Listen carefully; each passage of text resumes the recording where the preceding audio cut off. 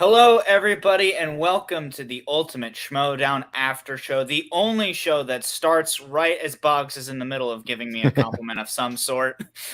Just We'll a never fun know, little... John. We'll never I'll know. never know. Dang Yes. it. All right. Hopefully one of these days, within the next couple years, I'll find some way to earn a second compliment. Yes. But we're not here to talk about me, John Barr, one of the hosts of this show that breaks down the previous week in the movie Trivia Schmoedown. We're here to talk about the movie Trivia Schmoedown, specifically the 4 great matches that we got this past week, one of which was a singles title match. I'm excited to break them down, but I can't do that without my dear buddy Boggs over there on my right. How you doing, man? Oh, good, man. Yeah, it's another Saturday night for me. Less matches this week, I guess. It was only 4, but yeah, lots to talk about, lots to discuss. Got some great guests on. But yeah, pleasure to just me and you, just holding it down. And yeah, let's do it. I know, right? Sol and Khan unfortunately could not join us this time around, but they'll be back. Don't you worry. And at this point, it's I propose that we call ourselves joggers. What was the options? So I'm seeing the B&B in a chat from Drunken Prayer. Okay, sure. I think jogs was tossed out, but that just kind of feels so similar to sogs, you know? We'll let the chat vote. We'll let the chat vote. Gang, figure it out amongst yourselves. What's our tagline? Yeah. What are we? What are we? Huh? What are we? There's Drunken Prayers, the B&B. But yeah, before we get into these matches, we got a little bit of housekeeping to do up top. First of all, thank you to everybody who supports the show, whether you're in the chat right now, like Suge Knight, like Drunken Prayer, like Jeremy Miller. We really appreciate it. Don't forget, if you are able to support us, we really appreciate it if you can financially. Obviously, if you can't, that's okay. We all got lives and jobs and things to take care of. But if you happen to have $1 or 2 to spare, we'd really appreciate it. Streamlabs.com/the-ultimate-schmoedown-show. Remember that. That's our old URL name. We also have the super chats that you can send in. If you're already... No, I'm just going to have to say no to that one, Drunken Prayer. But I appreciate the grind. I think I have faith in you. Just for sure not that one. And then also, of course, patreon.com/John Roca. You can join the Patreon, join the Discord, chat with us all. It's always a great time. But, of course, another way that you can support us, as always, is whenever our episodes are done being live, you can go down to the comments underneath the video, not these fun little scrolly boys on the side. You can go down to the bottom and leave us some lovely comments. And Boggs is going to be reading some of those comments now. Yeah, thank you. I shall. Okay, so comments from last week's episode. Again, thank you very much for commenting. Comments on this week's episode, last week's. First of all, from Jeremy Miller, who's in the chat right now. Great Sunday show. Laura is amazing. A future Star Wars champion. Also, love seeing Chance bring the heat. Oh, Chance is he's always bringing out the heaters. He's... It's the shades, yeah, got it. But yeah, that round 4. I mean, I was still thinking about that this week. His speed round 4, especially this title match that we had. Yeah, like the 2 players. The only thing better than that round 4 is this $5 super chat we just got from Suge Knight. Thank you so much, Boggs and John. Hope you guys are well today. Here for the B&B show. All right, it seems like B&B is catching some traction, so that might be it. Sure. What a title match on Friday. Very true. Can't wait to hear everyone's thoughts. Oh, yeah. That's going to be the thing we save to the end of the show. So for those of you who haven't watched it yet, no worries. We're not going to be spoiling it just yet, but that means you do have probably an hour and a half or so to watch it and then tune back in so we can talk about it with you, gang. But yeah, what other comments are there, Boggs? Yeah, just get that up. Thanks again, Shug. One of the hosts on Spin from the Real. My boys over there. Check them out every Monday nights. So next comment, Chris Taylor says, awesome job with the episode. Simple and sweet. Thank you. I'll take it. Yeah, exactly. Last one was from, sorry if I butcher your name, but Ran Zatsaro. He says, great show, guys. Always a privilege to hear from Mrs. Laura Kelly or Miss Laura Kelly. Ethan is taking the title. Good to see John finally following Boggs' lead on his picks. The man is in first foot of reason. Get in there, sir. You are damn right. And listen, I don't want to alarm anybody. Listen, John, I'm telling you. I don't want to alarm anybody, but for the first time in a hot second, Don't say it. I went 4 for 4 on my picks. I mean, you're standing over all of them correct. Wow. And there was even one that I got right and Boggs didn't. Yes. I don't know the last time that happened. Yeah, I don't know. But yeah, it was no good for you, man. It's right. you're turning the you might overthrow me. Yeah. Oh, yeah. At this point, I'm now only mostly behind everybody, and not extremely behind. One step at a time. It's the difference between a goofy movie and an extremely goofy movie. You know, I'm still goofy at the end of it. Sure. But that actually leads us right into that match that I called correctly. Jader Paramo of the Den going up against Paige Frabetti of the Usual Suspects, both of whom have been having some pretty solid years. Obviously, this match signaling, unfortunately, the end of one of their seasons. Boggs, I'll start off with this. This was the match that had us hosts here, the four of us combined, plus our two producers, I believe completely evenly split. We had 3 for Paige, 3 for Jader.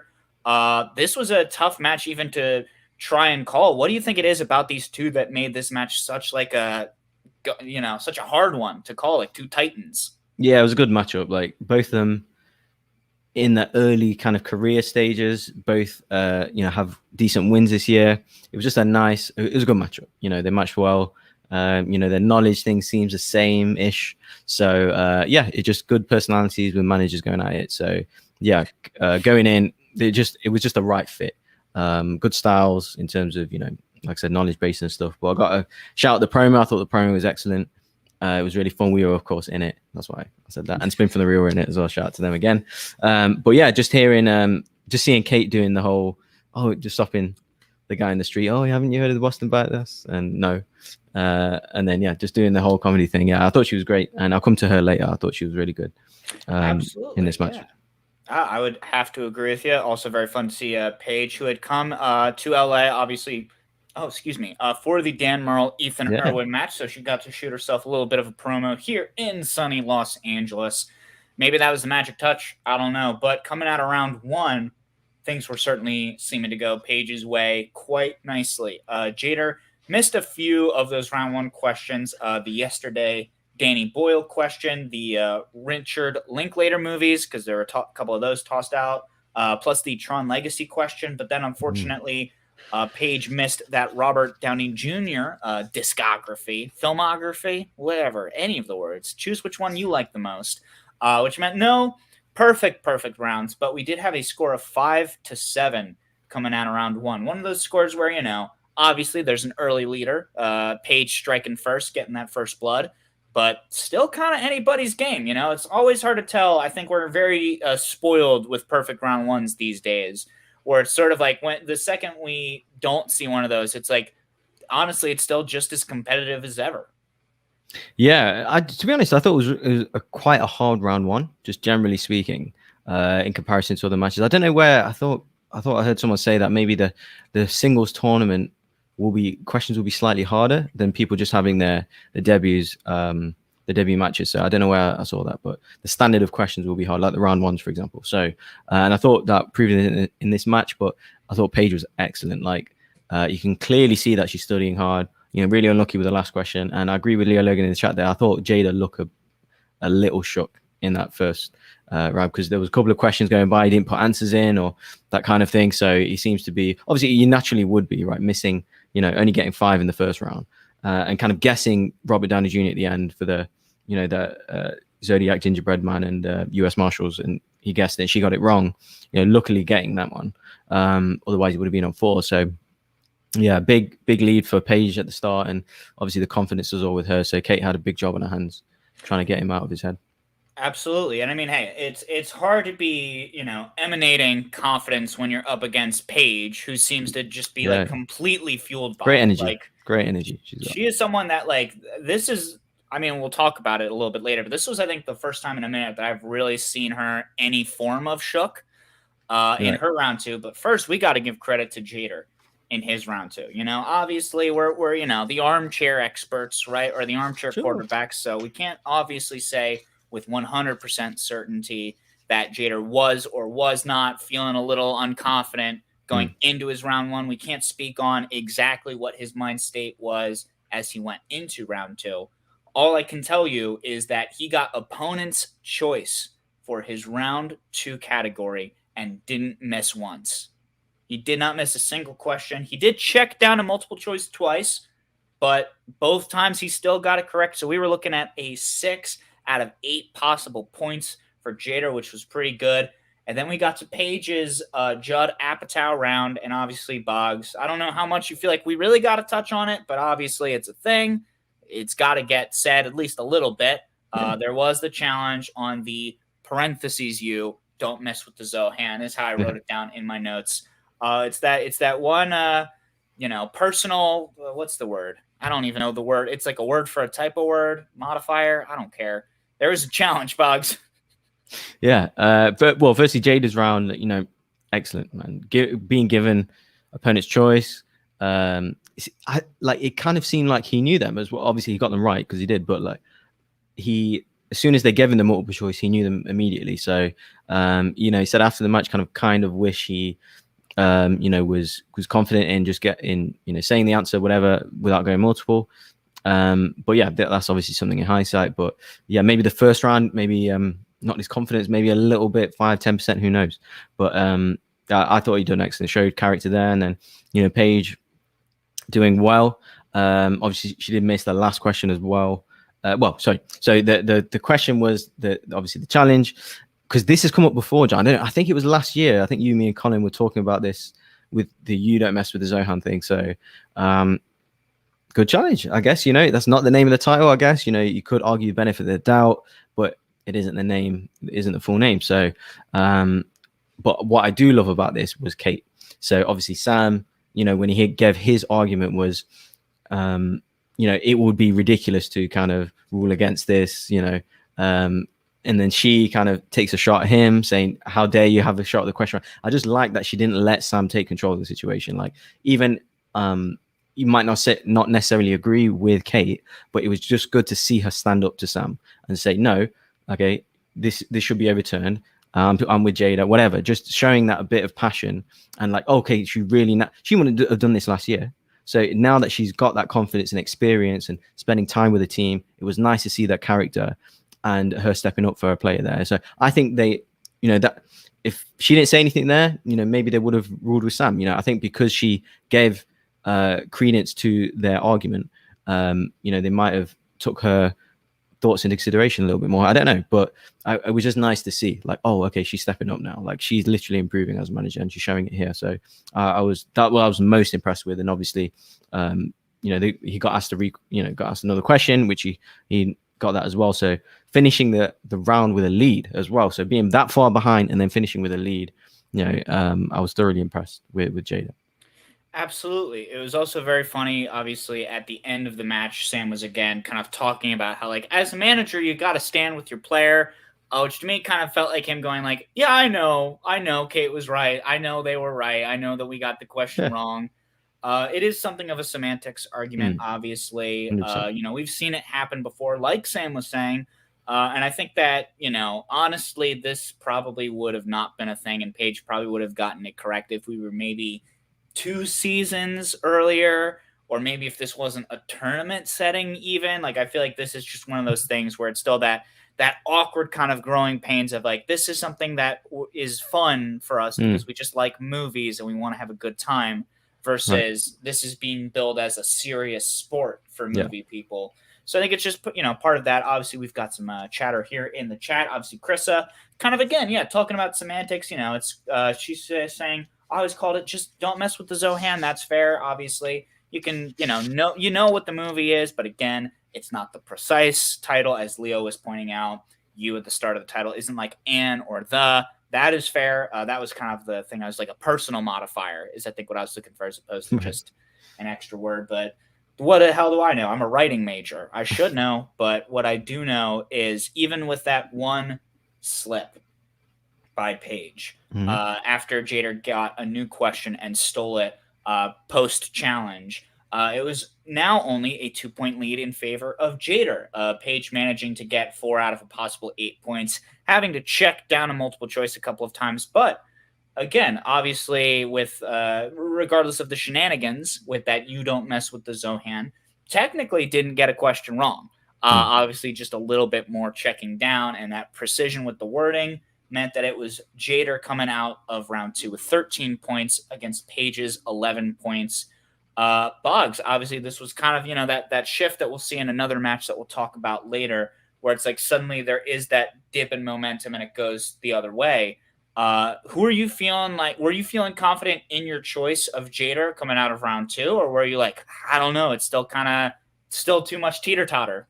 Yeah, a little bit. Like still up in the air because low key, this might have been my favorite match of the week. So because of the back and forth, Jaden not having a great first round, Paige having an excellent first round, then the whole challenge, then Jada being up the second round. It was, I like the twists and turns in the match. So yeah, I did. I don't know. I just think that just because Jada has more match experience, I just thought, he has hit 5-pointers in the past.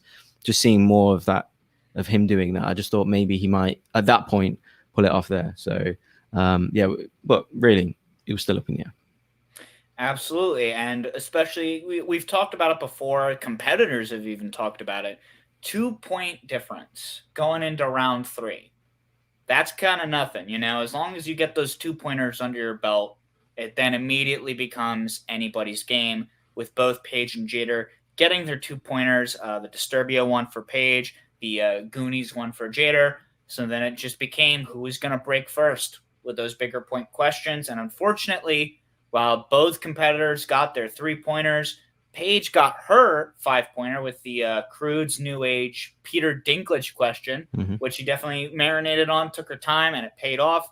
And Jader was just not able to pull that Florence Foster Jenkins 5-pointer. It was tough miss, but that meant that Paige wound up just making more and more of a name for herself through this tournament. So Boggs, I'll toss it over to you. What are you excited to see from Jader next season? Because obviously, unfortunately, this probably means that his season for this year is done. But then what do you think about Paige? Because I mean, at this point now, she's like, it might not be the same thing as like, the Kevin Smith versus Marisol versus Janine kind of like hierarchy, or the like Chance Snyder, JTE Collins. But now Paige is a title belt contender in her own way as she's moving forward. So what are you most excited to see from her as she potentially gets closer and closer to that shot? Yeah, a few things. So Paige just makes me smile. Just her enthusiasm, the energy. Like she's studying, she just loves it. Like from top to bottom, loves the after shows, loves the community. Just like you just want it. You want her to do well, right? Regardless, and not just kind of through likability. Like she's actually really good. Like the stuff, like I said, it was a hard round 1.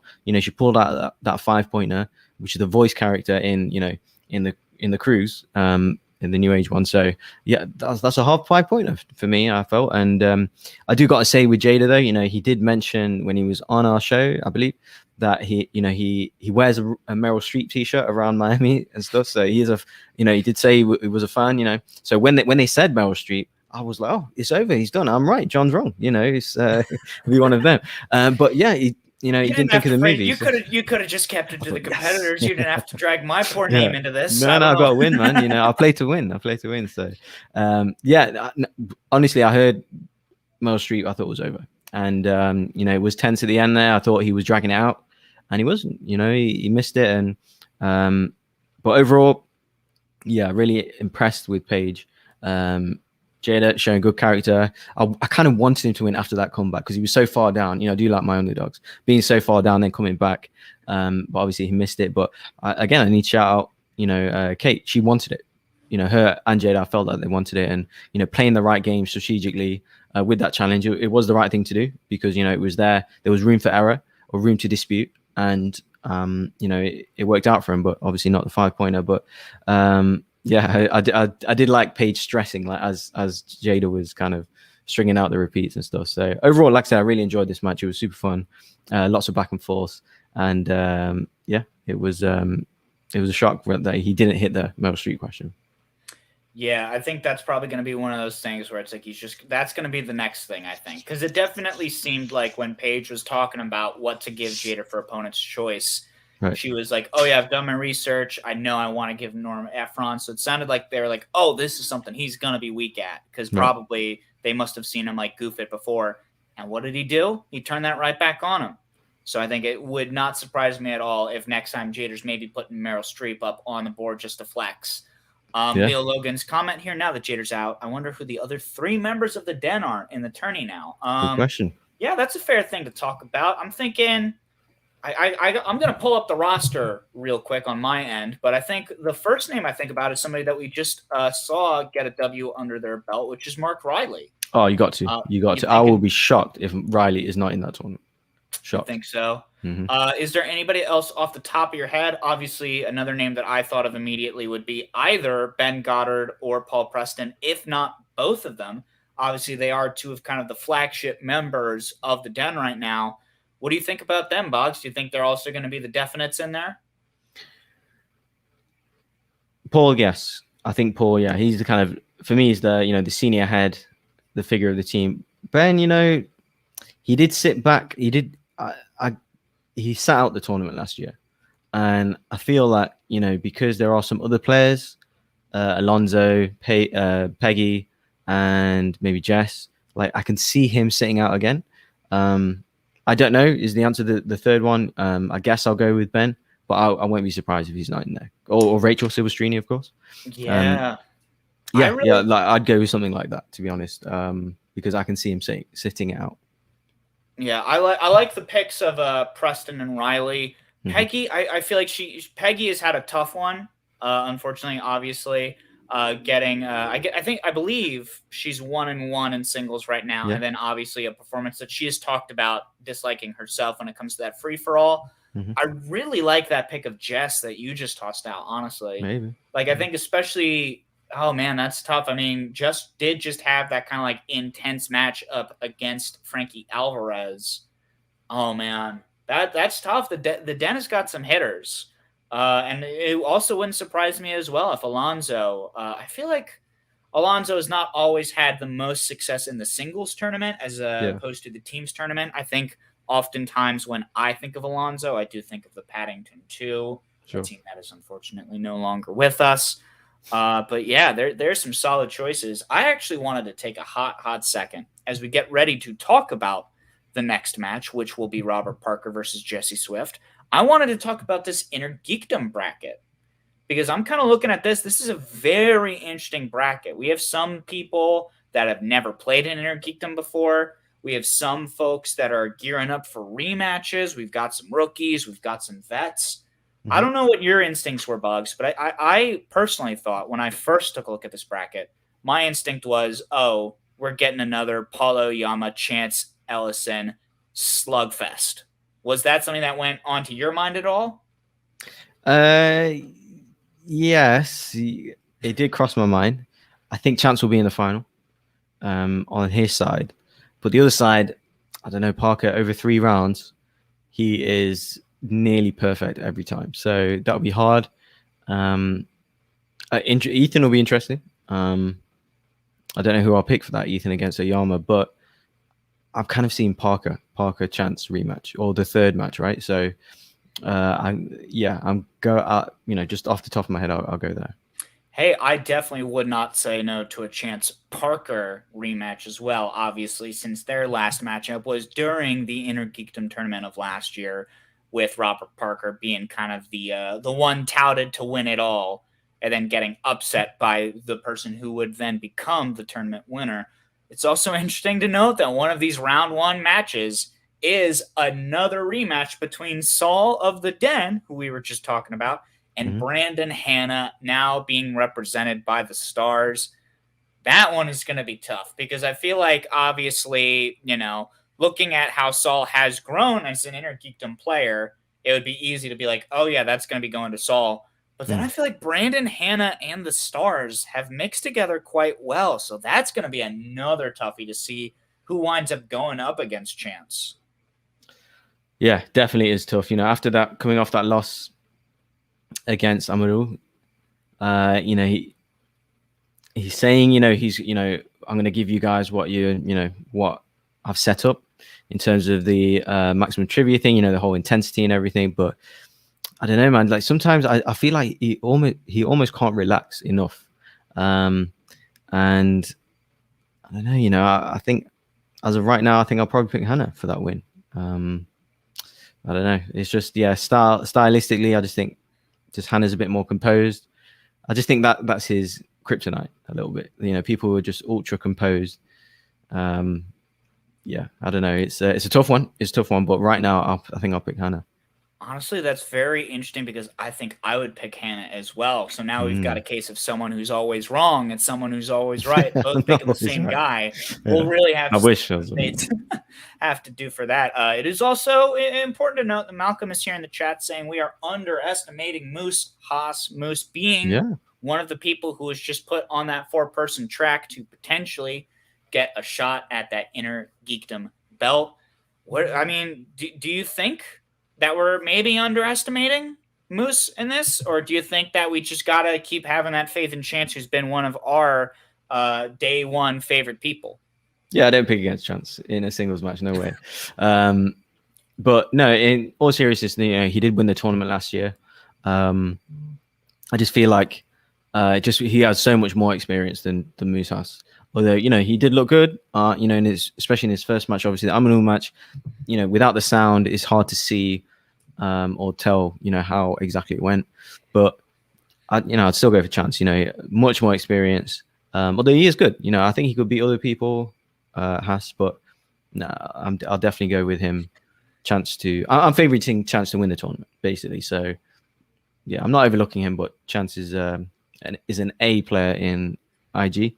I'm not sure where Moose Haas is yet. So, absolutely, I think it's fair to say that all 8 of these people who were originally put up in the tournament, obviously now only 7 remain. None of them are like sleepers. Like, these are all definitely folks that deserve to be in this tournament and that are gonna put on some fights, just like the match we're gonna start talking about now. Jesse Swift of the Quirky Mercs, who will be joining us in a hot sec, going up against Robert Parker of the Dungeon. This was one that we kind of here at the Ultimate Schmoedown Aftershow had a bit of a sweep going on here when it came to our picks, I'm afraid, because we all like Jesse.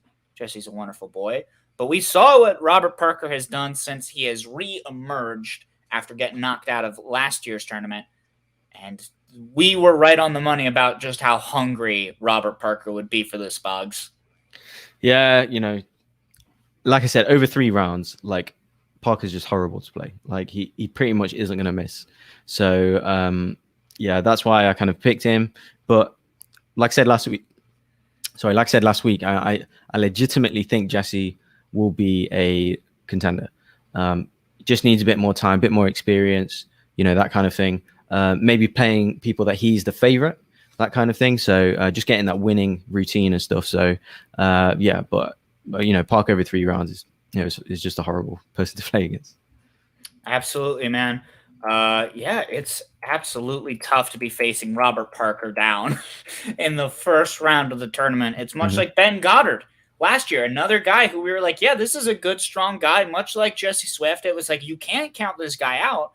But then sometimes those round 1 matches, you just get punched in the face a few times, you know? Right. And that's kind of what we were looking. Well, honestly, it's not even fair to say that, though. I was about to say, like, yeah, Jesse Swift just got punched in the face. But honestly, if you look at round 1, Jesse didn't get, like, swept. Like, let's make that clear. Again, this is why I wanted to say that, like, all 8 people in this tournament deserve to be in this tournament because we were not looking at a huge point differential coming out of round 1. Jesse only missed the 2 questions of Star Trek Chancellor question and then the Rosamund Pike Surrogates question. And again, always, you know, useful to say again, because we are the armchair quarterbacks, I'd have mucked both of those right up.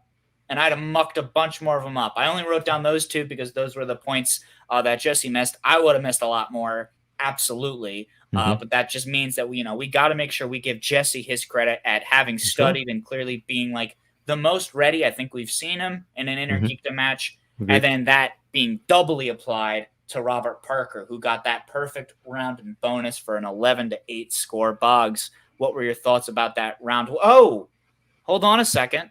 Why am I saying all of these lovely things about Jesse Swift without him here when I could say them with him here? Whoa! Look at him. There he is. How you doing, dude?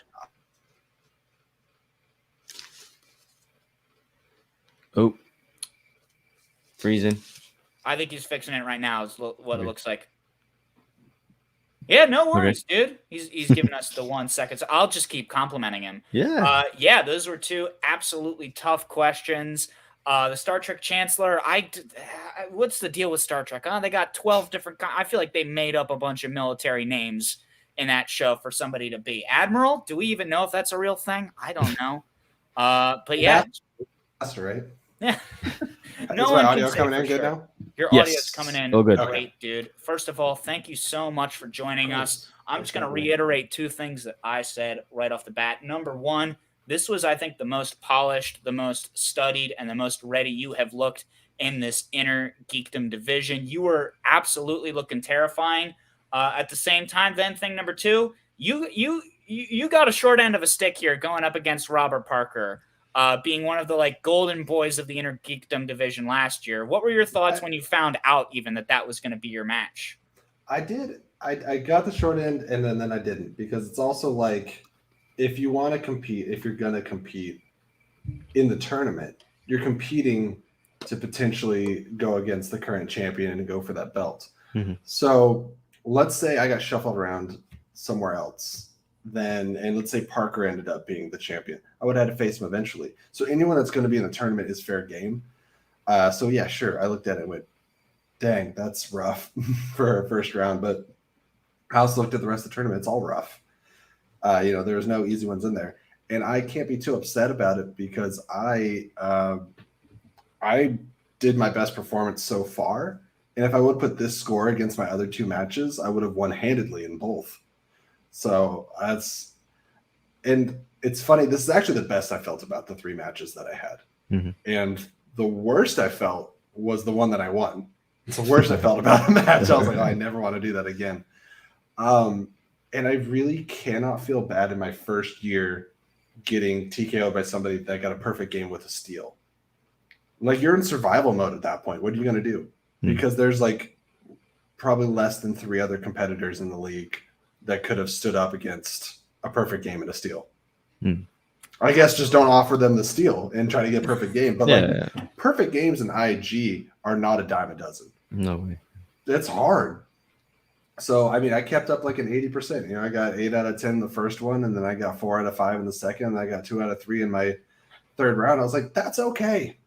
That's okay. It's I don't have the years of experience that Parker does, or a lot of the IG competitors. And so I think I came and I showed up, and hopefully I threw enough personality and stuff in there, and enough for performance and a little bit of an underdog story, where grinding my way through it and getting better, that people want to see me next year. And that was kind of my goal going into this match. I was like, I honestly didn't plan on winning. I tried to win. I was like, I'm going to study to win, but I'm not going to plan on it, because I don't want to be devastated and in my season with that kind of feeling. And I ended up being like, good job, me. That was fine for the first little bit. And there was a lot of different questions on there and stuff. I loved that I had an opportunity to correctly answer an apes question after my previous match. That was a good feeling. Again, sorry if everything's a little chaotic with the audio and stuff. I'm using my laptop. Usually I have the computer set up. We're in the midst of a move. It's a lot of moving pieces. I was pulling the laptop out of a box 6 minutes before you guys had me on. So, hey, listen, man, you have a computer and a laptop. I'm never going to be anything but in awe of you. And speaking of, I do kind of want to speak on 2 things real quick right off the bat. Talking about the underdog, I'm a Philadelphia fan, dude. I love me an underdog, so 100% I have you on that. But the other thing to talk about, it is interesting that you brought out how, your 1 win is the match that you feel kind of the least happy about. But it's also interesting and important, I think, to talk about how much great work you've done in the Schmoedown, because right now the Quirky Mercs are sitting number 1 in the faction standings, and that is in part because of you, dude. I want to make sure that you get your credit. Obviously, yes, you did get the TKO in this match, but you also got the win that helped just kind of build the blocks for every other incredible performance by the Quirky Mercs. You got to at least feel proud about the fact that you have helped your faction get to number 1. That's no small feat.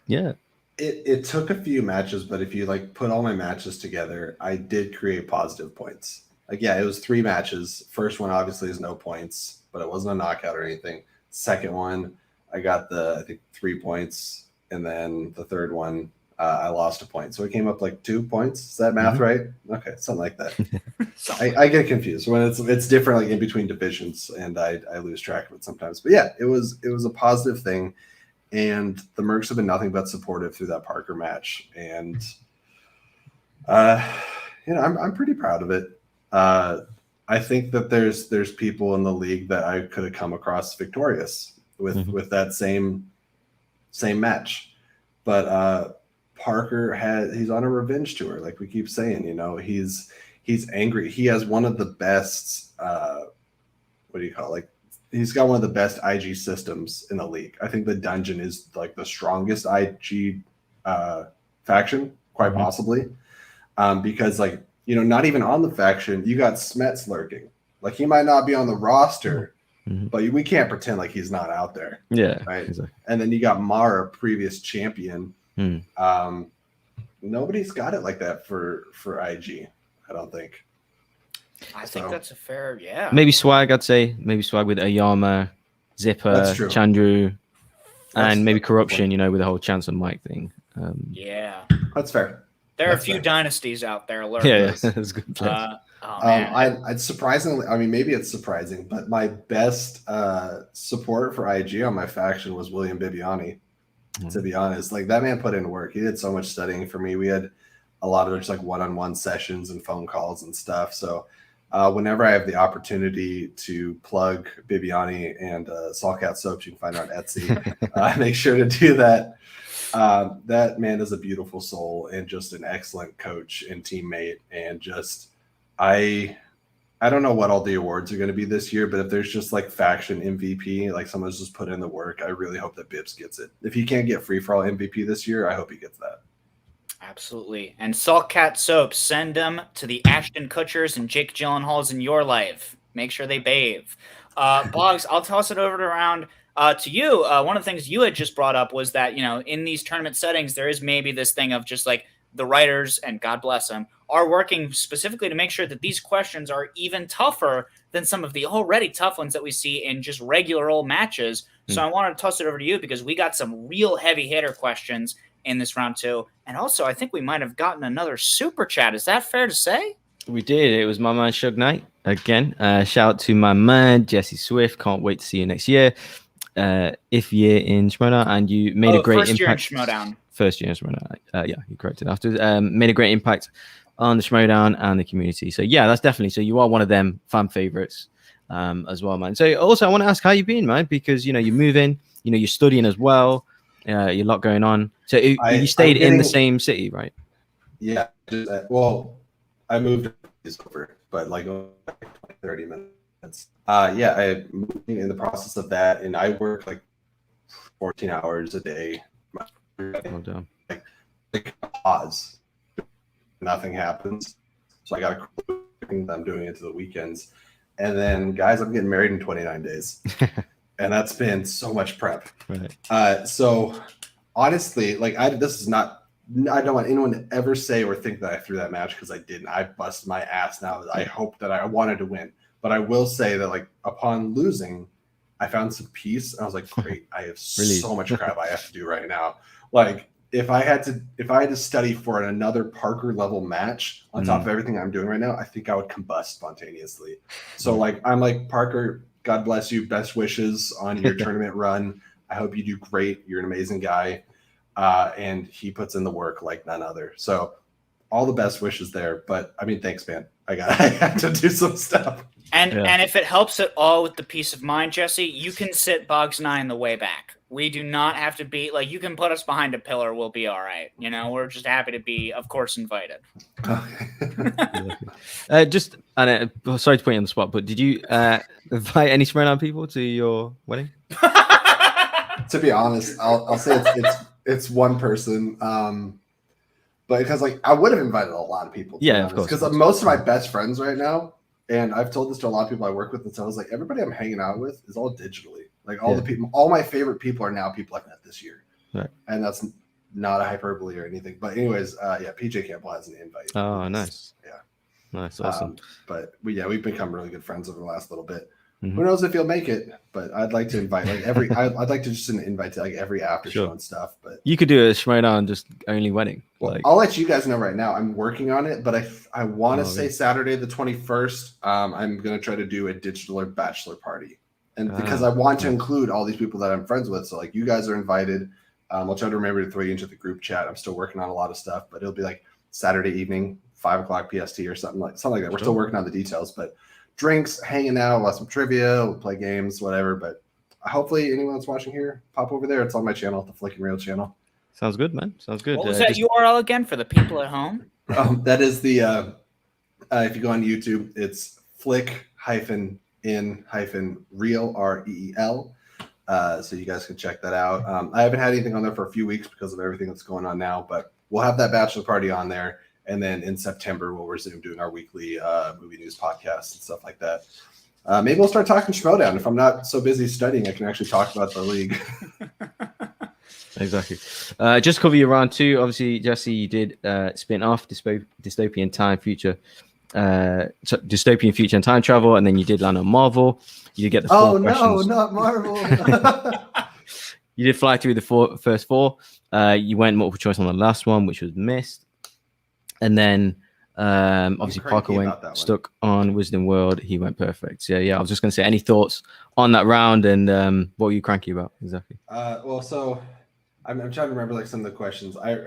It looked like I had an existential crisis when the Lou Ferrigno one came up, because I'm thinking of all the times Lou Ferrigno's been involved in the Hulk, and to me it felt like a trick question. I was like, didn't he also provide the voice in the Ang Lee one and like this? And I was like trying to like remember everything. I was like, I don't know, because I know like Mark Ruffalo, they also spliced in like the Hulk was like an amalgamation of like 4 types of things into that voice. So anyways, I had a whole mental breakdown, but I'm glad that was right.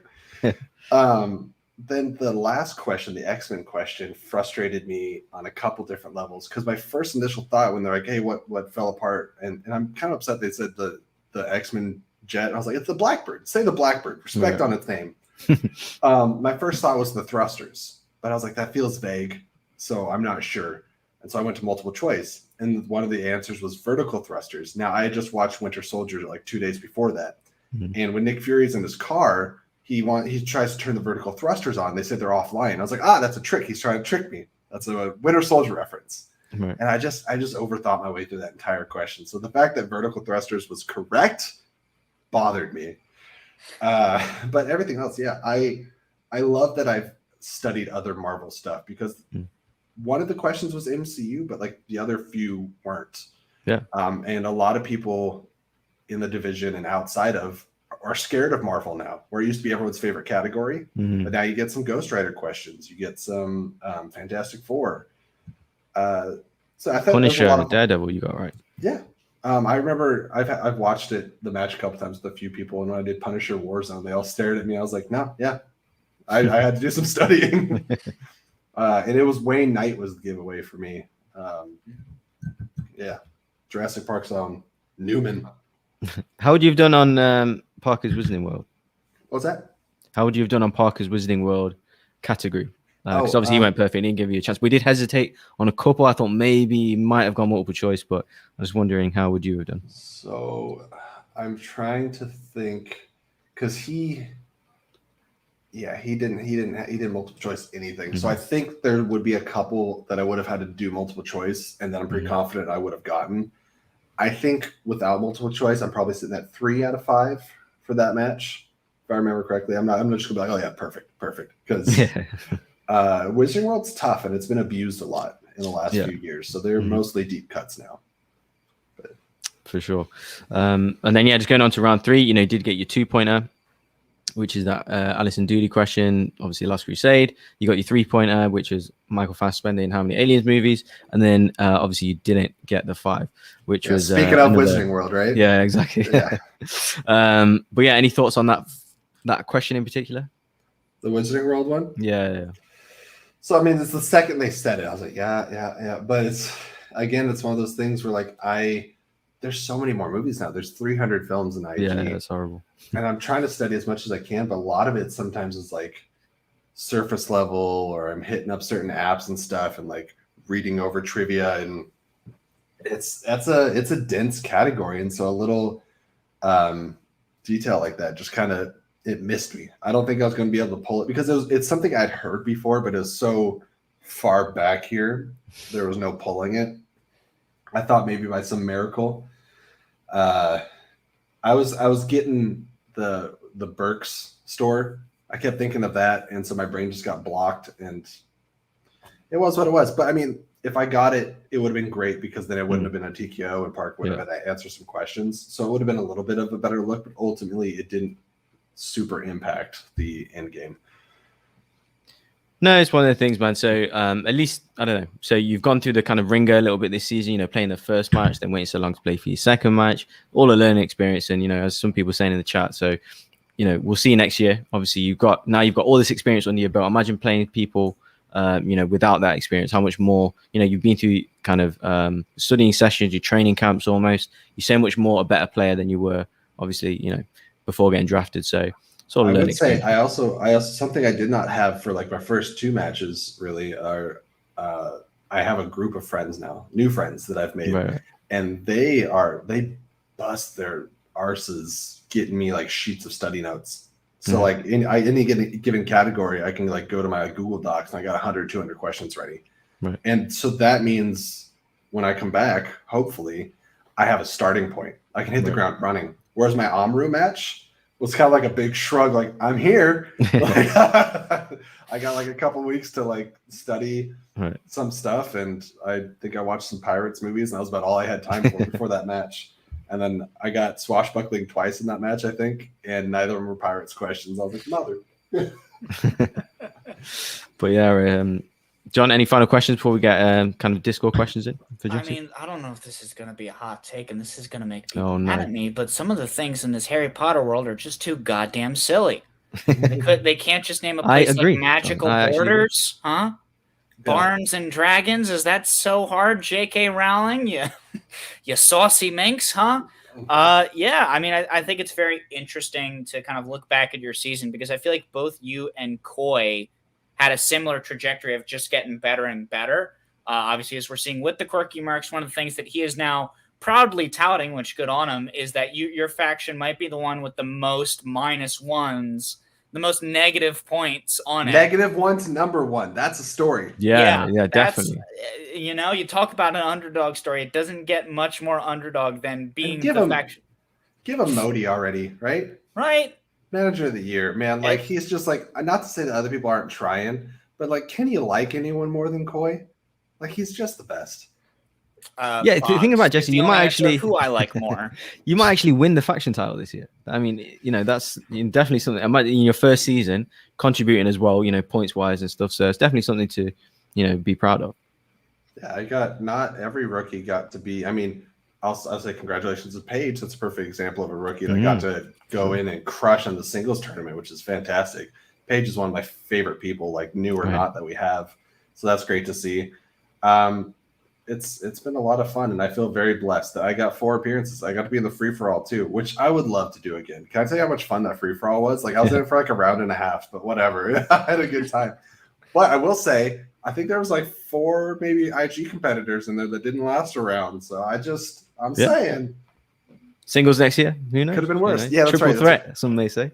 That's right. Give me somebody to team up with, man. I'm waiting for. I think IG is dense enough. We could have teams. I think an IG teams is worth it. There's enough different divisions and things that you can study. Star Wars is like you would have 100 match. Like I think Star Wars is a little too focused for teams, but IG is not. I think that's unless great. you got in the TV series, Rebels, Clones, whatever. Oh, absolutely. I think if they do like a big expansion, that would be fun to see. But PJ's watching this right now, like shaking his head and be like, "You mother, kill it." Exactly. So, ready some Discord questions, John? Yeah, we can absolutely get to those. I just have one last question for Jesse, because this was something you and I were talking about, Bugs. And now, Jesse, I'd love to bounce it on over to you. If you're looking at this bracket of 8 really strong competitors in the Inner Geekdom division, if you had to call it, what do you think the finals is going to be? Who do you think are going to be the last 2 people standing? I don't want to sound like a newbie, but just because my brain's been out of it so long. You guys don't have that graphic with you, do you? Oh, I have them roughly memorized. So it was you and Robert on the side of Paul Oyama and Ethan Erwin. Yep. And then on the other side, it was Chance and Moose, and then Saul and Brandon Hanna. I would talk about revenge tours. I think so. You say Saul and Parker on opposite sides, right? Yeah. I think that's going to be your your final match. I think. Oh yeah. I think you're going to get Saul on one side and Parker on the other, because they're both angry. They both. I think they were both. Was it 0-1 last year, or did Parker got a couple wins? Parker won against Ben Goddard and Ace right. last year. Yeah. Okay, that's right. But he did he get past the first round of the tournament last year? He won the first match, First match, and then lost the chance. So Saul and Parker are both mad, and both of them are scary when they're mad. I think each division has a couple people that once they get like beaten down, get out of their way. And I would say like Alex Damon, he's frightening. When he gets smacked down, watch out for him. I think Moose has shown up this year. I think IG's a really hard, especially this year. It's a very hard division to come into and really stake your claim. Amaru's obviously the exception. So congratulations to him. I hope we get more IG rookies next year, to be honest, because I feel like that was the division that got the least amount of add-ons this year. So yeah, I'm going to stick with Saul and Parker. And then if I were to put money on that match, I think as scary as Saul is and the TKOs that he's been and the KOs and stuff that he's been racking up, I think Parker's a little more refined. Especially 3 rounds, I feel. Yeah, and I think he has a little bit of a better IG boost behind him between the two factions. Not to say Den doesn't have anything, but I think that Dungeon's very strong, and they're looking good. And then you got to think who's going to be the champion at the time. Yeah, because it's now going to be between Amaru, Mike, and Chandru, which is spooky. That is tough. I wish they would. I'm a little sad that we didn't get any like 3-ways or like triple threats this year. Yeah, I would love to see that. You saw and Brennan Hanna like that grudge match. Just crashed their pie. But shout out to Taylor Robinson in the chat as well. She's not technically a rookie, but returning back this year. Another one of my favorite people, which by the way should be popping up on her channel tomorrow night, doing our brackets for geek movies. Oh, nice. Speaking of. If Jonah Hex doesn't win that bracket, you will be right. There's a chance. Right. I don't think Jonah Hex has come up in the 3 episodes that they've had so far, so Jonah Hex still has a chance. There you go. But Winter Soldier was eliminated already, so I'm a little upset because that was my pick for top spot. Well, it's all going to be on John Malkovich's shoulders to carry dear old Ghost. Nope, Jonah. Oops. Well, Boggs, go ahead and read some Discord questions as I try to remember the difference between Jonah Hex and Ghost Rider. Megan Fox is in one of them. Oh, that's it. I'm there. Okay, so some Discord questions for you from the Patriots of the Outlaw Nation. All right, first one is from Jeremy Miller. He has favorite Planet of the Apes movie. Favorite Planet of the Apes movies. Okay, so admittingly, it can't hurt me at this point. I have seen 5 of them, so I'm not all the way through them. I saw the new 3, and I recently watched 68 and Beneath. 68, by the way, I'm sad I hadn't watched until that point because I really enjoyed it. I liked it a lot. Funnily enough, though, I was like, Taylor's not a good guy. I don't like him, like as far as main characters go. But I will say, and it's not a recency bias, I just think it's got the emotional punch. War for the Planet of the Apes, I think, is my favorite. That was the one that made me emotional. Like, I liked the whole new trilogy, but with the way that one ended, I had a tear going down my eyes. And my fiance, who never thought I think she'd be into apes movies, got it right here. So it would be War. Good answer. Okay. Second question is from Mr. Drunken Pratt. He asks, if Taylor Swift joined the Schmoedown and you partnered together, what would your team name be? Okay, well, I think if we just throw our names together, I think would be the best way to do it. So we'll just call it Taylor Swift. Uh, Or I'm mad about that. I gotta be on. And Drunken Prayer, I know you're in the waiting room right now. I just want you to know I'm fucking pissed. well, I'm mad. trying to think. Trying to think of like a Taylor Swift song that could we be Trouble? You're Trouble. sure. Team Trouble. Team Trouble. Good Trouble, right? Like the Jeff down there. Word. Oh, well, hey, look at this. Drunken Prayer, as mad as I was at you for a hot second, I can't be too mad when you send us a Streamlab to be read after Jesse answers my Discord question. Oh, wow. Right under the wire. Yeah. My personal suggestion would be get Swifty with it. Okay. Get Swifty with it. Sure. Sir.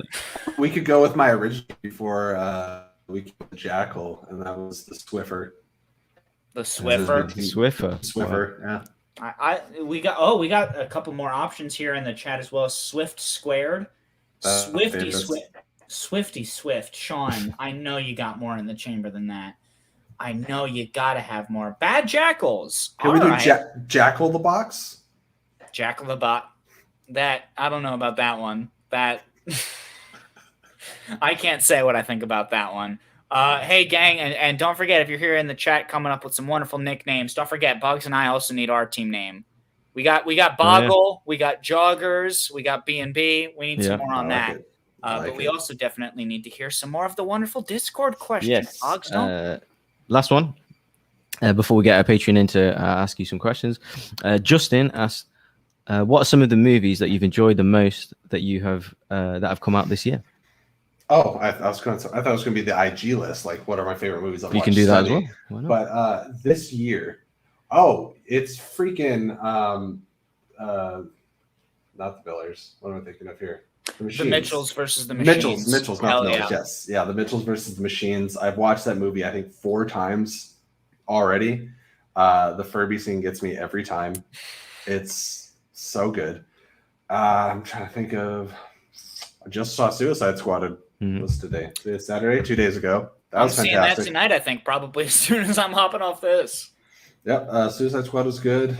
Wonder Woman 84 was this year, right? No, I think that was last year because it came out right around Christmas. Okay, great. It wasn't on the list anyways. It was awful. Good to clarify, just in case. Fair enough. I don't know. I'd have to have them in front of me, but there's some that I've wanted to see. Like I didn't get around to seeing Nobody. I wanted to. Oh right, yeah. But there's been some good stuff. I'm glad to see it. I'm just waiting for Dune, and like I'm going to say preemptively, it's going to be my favorite movie of the year. Like I know you're not supposed to do that, but I'm pretty confident. Fair enough. I'll toss out Green Knight because that's the last movie I saw in theaters. Was that really good? I was very curious. That was it was one of the first. I've been billing it this way. It's one of the first movies in a minute where I walked down. I was like, all right, I'm not gonna read any reviews. I'm not gonna read any theories. I want to sit down with this movie and try and figure it out for myself. That was me with The Lighthouse. Oh yeah. After I saw The Lighthouse, I just sat on it. Yeah. If you like The Lighthouse, I think The Green Knight hits a lot of the same buttons, so you will definitely dig it. See, I've seen A24 movies, so I'm ready for singles. Hey, there you see. You wish. Just answering your own question though, which are your favorite ones that you've covered this year or been studying? The IG movies. Getting to what's fun is going and watching movies you've seen like 100 times, but actually taking notes on them and paying close attention. Right. And one of my favorite experiences was probably V for Vendetta and Mystery Men. 4 movies I've seen before. But it was fun taking notes on them and thinking of them from a trivial mindset because that's a different watching experience. Yeah, because you can appreciate little details that maybe you would have missed just casually watching it. Or... I feel like you laugh more when you're taking notes because you have to kind of write a question to yourself, and it's like, what is the name of this? Well, that's actually really good writing. yeah, exactly. But that's it, John. That's the last Discord question. I think we've got one patron to come in. We've got at least one patron here. And don't forget, gang, if you want to come on and ask our wonderful, very gracious guests like Jesse Swift any questions right to their face and want to pitch your absolutely atrocious team names to Jesse, feel free to join the Patreon, patreon.com/John Roca. We'd love to have you on. What do you think of Jesse? I have a proposal. Can we get So next year, let's get me and Taylor Robinson both in IG, and let's start those IG teams. And there's your Taylor Swift team right there. It's just Taylor / Swift. True. Yeah, that's a great There show. you go. Taylor, you're in the chat right now. We know we're so close. We've just got to sign the Taylor Swift Accord. But yeah, let's bounce on over to the Swiftcovia. Swiftovia. The Swiftcovia Accords. That one I'm a big fan of. That I think we might have found the winner. We might have stumbled across it. Sounds good to me. But we do have, of course, the man that pitched this whole Taylor Swift, Jesse Swift crossover in the first place. It's Drunken Prayer. Hello. How you doing? Hey. Not How you bad, doing, man. man? It's good to see you. Also, how dare you? I just got to get both of those in there. Sorry, buddy. I should apologize to you. No, I'll never forgive it for apologize. Hi, Box. Hi, Jesse. I'll just apologize. I'll get How you the doing? apology to you. Get the How's it apology to going? bar out the way. Dude, I That's make the worst jokes every day. I think all my coworkers disowned me. I'm not very good at puns, so that's my one for the year. And coincidentally, for the movies this year, Pig. Watch it. Oh, I haven't seen it yet. It's brilliant. Okay. Anyway, Jesse, my question was going to be, didn't actually have one before you came on, but I just saw you got the JP t-shirt on there. What's the... Yep. They're all pretty awful, but what's the best JP sequel? Yeah, I was Your mind. hoping you were going to say sequel after that, because I was like, if you say all the Jurassic Park movies are awful, we're going to square up. The best sequel. So this surprised me because I did just rewatch the Jurassic Park movies as part of my study. And growing up, I always thought the third one was the worst one. And then I hate Jurassic World with every fiber of my being. I feel like 2 and A lot of 3 people feel that way. are disappointing sequels, but they still feel like Jurassic Park, even though they're disappointing. Yeah. Jurassic World feels like a completely new franchise, for better or worse. For me, it's for worse. Like, it doesn't feel like Jurassic Park anymore because it loses kind of the horror elements, and it's more like it got a little goofier. Yeah. 3, I think the sets in 3 were some of the best in the whole franchise. Some of the setups and the variety, the fact that you get to deal with like pterodactyls and things. So I think for me, 3 is the best sequel. Fallen Kingdom's got to be the worst. I've still not seen Fallen Kingdom, so I'll just trust your word on that. I deliberately avoided seeing it too. I'm trusting other people's words because I still haven't gotten around to watching Fallen Kingdom yet. I went through the franchise and went, nope. I'll be honest, again, because I don't feel like it can hurt me right now. I did the same thing with The Hobbit. Like, I have no problem watching all the Lord of the Rings movies, and then when I get up to Battle of 5 Armies, I'm like, No. I've still never seen Thor: The Dark World, and I don't know what will possess me to ever finally see that one, to be honest. Still, after every other Marvel property is trying to make it relevant. Yeah, right? exactly. I don't care. It's like, all right, you just want to show me some elves? Whatever. Show me an elf. I get it. I love Mom. Sure, I love Mom. I mean, Kat Denning is in it, so there's at least one reason to watch it. Oh. That's pretty much it. That's all I've got. Yeah, she's good in WandaVision, and we can leave it at that, can't we, gang? Yeah. Thank you so much for the question, Drunken Prayer. Thank you. See you later. Yes, we will definitely see you later because we also have questions. another great questions. Absolutely. Mike, I don't know if we have any other questions. I also don't know if you have any questions as well as a fellow Inner Geekdom boy. Oh, there he is. Look at him. No, just me left. But yeah, I love that you mentioned V for Vendetta. That's like one of my favorite movies of probably the last. It just keeps getting better. I have, when I was still teaching, when I was like tutoring kids for the ACT, I would make them review movies to practice on their argument building for their essays. And that was always the one I used as an example. It was such a good movie. It's a weird movie to watch right now, to be honest. I remember watching it in college thinking like, oh man, this is just such a great concept. And now I watch, I'm like, this feels a little too real. No, I can't imagine that at all. I don't know. I was watching V for Vendetta voting season, and I was like, yikes, guys. Yikes. See, that was the mistake. Throughout all of Election Day, I turned off my Twitter and I just sat and watched Sonic. And I was just like, hey, nobody tell me how the polls are going. I'm sitting down with Sonic.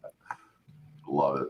Yeah, that was it, man. I love that movie. And, great match. Great match this past week. And thanks for coming on the show, as always. Absolutely. I love these guys. And just, they're busy, we're busy, but hopefully I can find some reason to come on again in the future. Absolutely. Always welcome back. If you guys get bored in the off season, you know who to call. Oh, I am nothing if not always bored. So I got you on that, especially because I have to go back into quarantine, but that's a story for another day. The story for today is, Jesse, we cannot thank you enough for coming onto this show again. We're real appreciative of you, dude, and we want to make sure that you leave knowing that, like, we think the absolute world of you, and we're sorry that your season is over, but we thought you did an absolute fantastic smash hit job with what you were given, and we're real proud, and we're real happy. And is there anything else you would like to let the Schmoedown world know about you and what you have coming next? I will, definitely. But I will say, you said you're sorry the season's over. That sucks for everybody else because everyone else is going to be caught up in their matches and stuff. And I'm just going to be studying for months and months and months. And I'm going to come back and be the Parker of next year. So I'm looking forward to that. Yeah, like I was talking about earlier, keep an eye out. If you haven't already, please go over to my channel, Flick and Reel, and subscribe. And then follow me on Twitter too, at Jesse Swift. And you'll start seeing some postings about this bachelor party we're going to have. I just want to get a lot of people involved in the chat, get a lot of friends on there, raise some money because I'm going into this wedding, and our Sean Wingblade that we saw in the chat was helping me come up with titles for it. We're thinking of calling it the, Crap's Expensive stream. So anyways, anything that you guys can submit there will be very helpful. It's rough putting all that stuff together and putting a wedding together. But anyways, I appreciate everybody that had me on the show, everyone in the comments, everyone that's followed me through my first year of my Schmoedown career. And it's been like nothing but really positive interactions and awesome friends. So at least for now, maybe for a few weeks until somebody has me on the show again, this is like my final big, huge thank you. So without getting emotional, I've had a great time. Hell yeah, dude. Thank you so much for coming on the show. Thank you for all of the work and entertainment that you gave us throughout your season. We know that you're going to be back in one way or another, and you're absolutely going to be back on this show as soon as we can possibly justify it to the producers. So well, you guys actually have my phone number now, which I don't know how that happened, but it's there. So whenever you want. Is that Colin? I'll call. I don't even know if I have Colin's phone number. Hold on.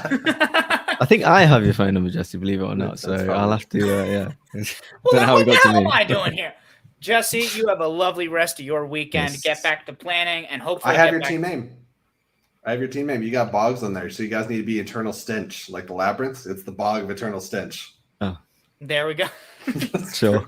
See, that just feels like you're setting us up to get defeated by William Bibbiani and his Salt Cat soaps. So I don't know about that. But we will see you next time, dude. My good luck with your wedding, everything. Thank you so much, guys. I appreciate you. Have a great rest of your day. See you later. You too, dude. Oh my God, what an absolute gentleman! Class act. And just what a great community that we have. That everybody in our chat is now saying Jesse has to give me his number.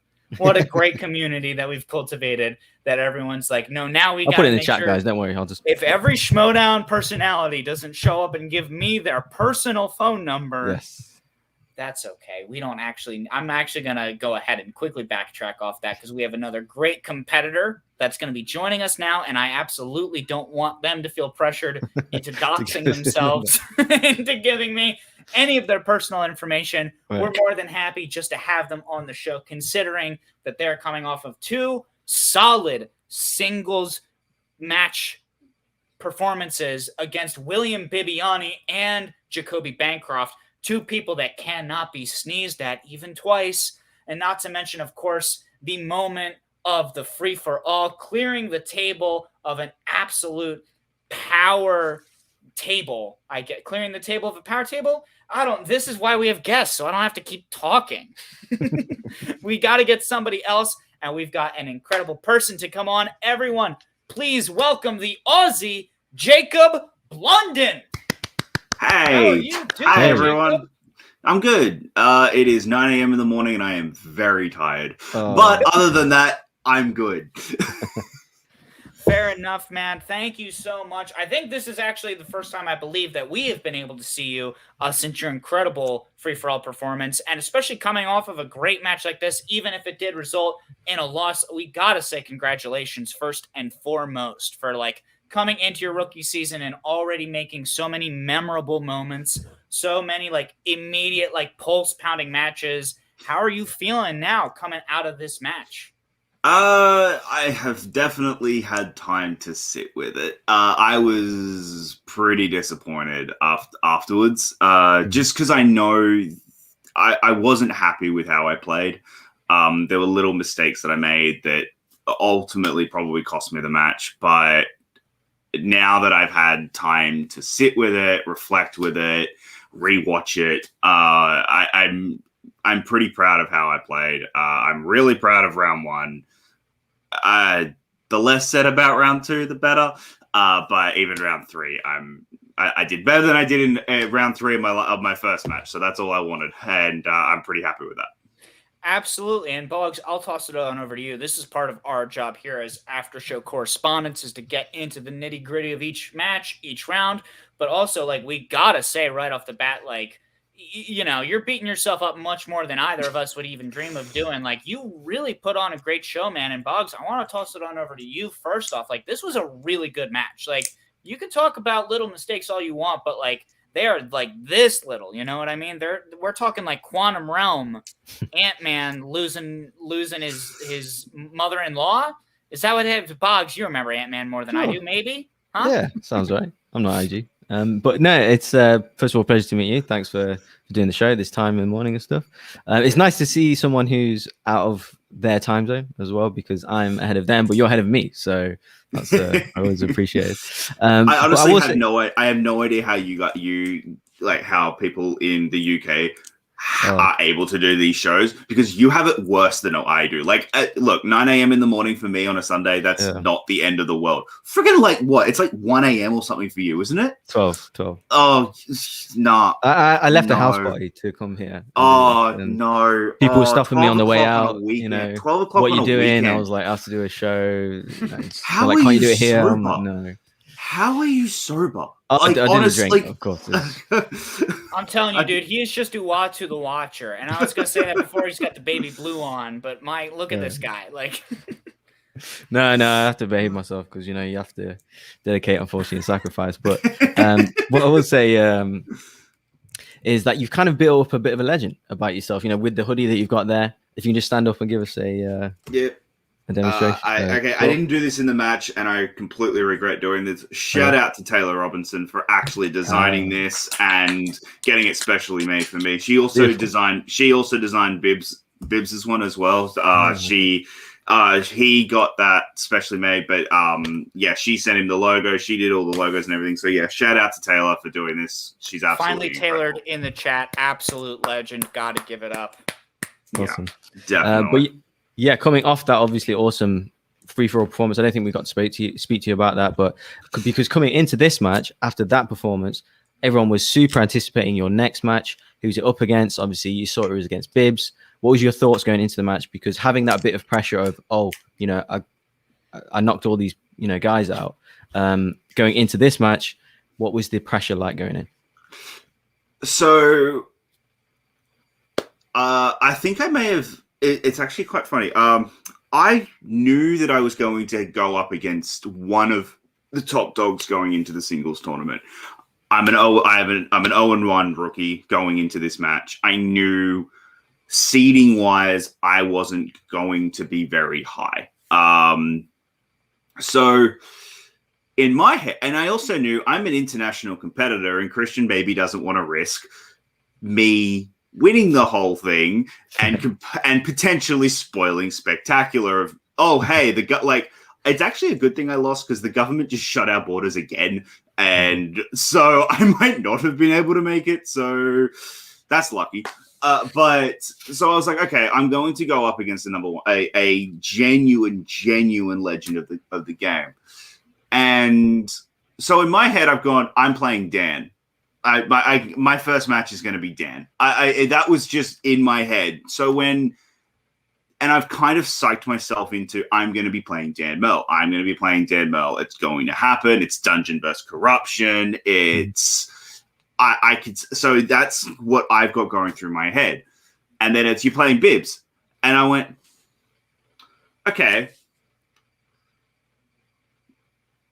I can do that. Like I there was a lot of pressure because Bibbs is William Bibbiani. He is a legend of the game. He is a former movie trivia Schmoedown champion. He just beat Corruption in Collision. So I was okay, cool. I've got to defend Corruption. I've got to like get back this win. And then but the pressure of in my head going, you're playing Dan Murrell to you're playing William Bibbiani.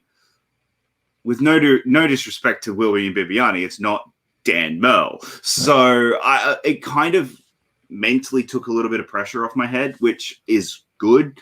I was definitely going into this match of he's beatable. I can definitely get on top of Bibbs and I can definitely win this match. I just have to play well and be mistake free. And I think that's why I get so frustrated with myself because I didn't play mistake free.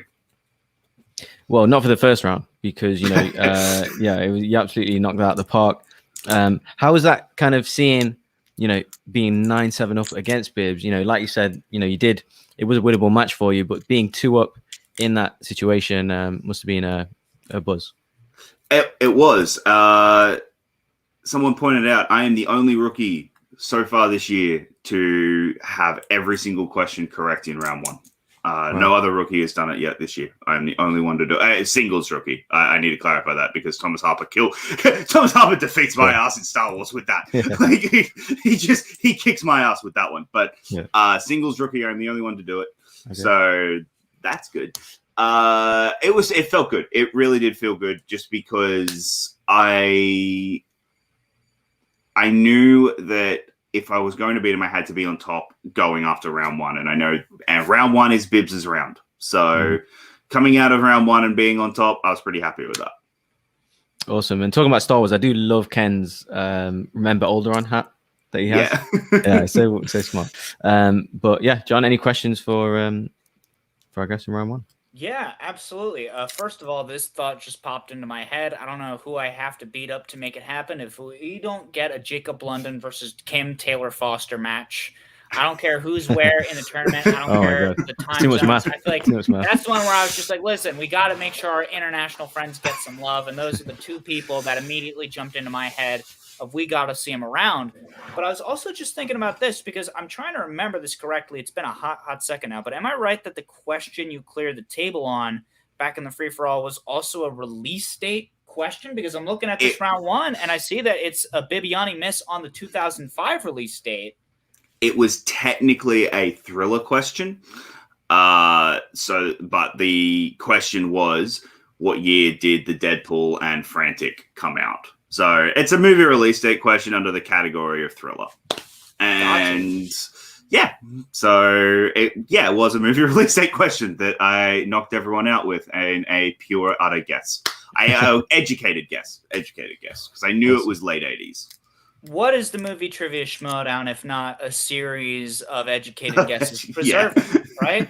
I think that was also something that I found interesting going into round 2. Obviously, you did spin off of the 1990s, and then you wound up getting the young adult category. So I was curious, was there any part, obviously hindsight being 2020, but when you look back, is there any part of you that's like, oh, if we're talking about the decade, I've got my like release dates on lock, so maybe that would help? Or is it again that question of the 90s, that's so broad? There's a bunch of movies that came out in 10 years. It's funny. So I know Bibbs and Coy had their little bit of, we're not doing that back and forth because it's release dates. We'll just miss off. Before the match, Shannon and I had talked about what happens if 90s spins, because I'm working on it. It's the 90s are a category that I came in after the Jacoby match and after the League of Their Own question. I was very much, I am not letting the 90s ruin me again. I am not letting it happen. I am not, because the 90s were very much a big weak point for me. And they still, to a degree, are. I've worked on it a lot. But I was worried about how deep they would go, because it's funny, there was a few matches so far this year have spun 90s, and some of them I've gone 4 for 4 and I've been fantastic, and I've gone, okay, cool, I could nail this. Other ones I've gone 1 for 4 and sat there and gone, I know nothing about the 90s. So there were other things on the wheel that I wanted. There were other things and there was really only 1 or 2 categories that genuinely frightened me, that I was, oh no, I don't want those. So to me, it was worth the risk. I'd say it paid off, but it obviously it didn't as well as I had hoped. But if I had my time again, I probably still would have spun off it again, just because I'm not 100% comfortable on 90s. Yeah, I think that's fair. And then I definitely want to push back, I think, a little bit. When we look at this round 2 and you getting young adult, I think you might be giving yourself a little bit too much go. Because if we look at this, you only got the 1 question incorrect. You did check down to multiple choice sometimes, but a right answer is a right answer. And then again, Bibbiani himself mentioned it in the post game. It was just the Twilight marriage month multiple choice, and you were off by 1 month.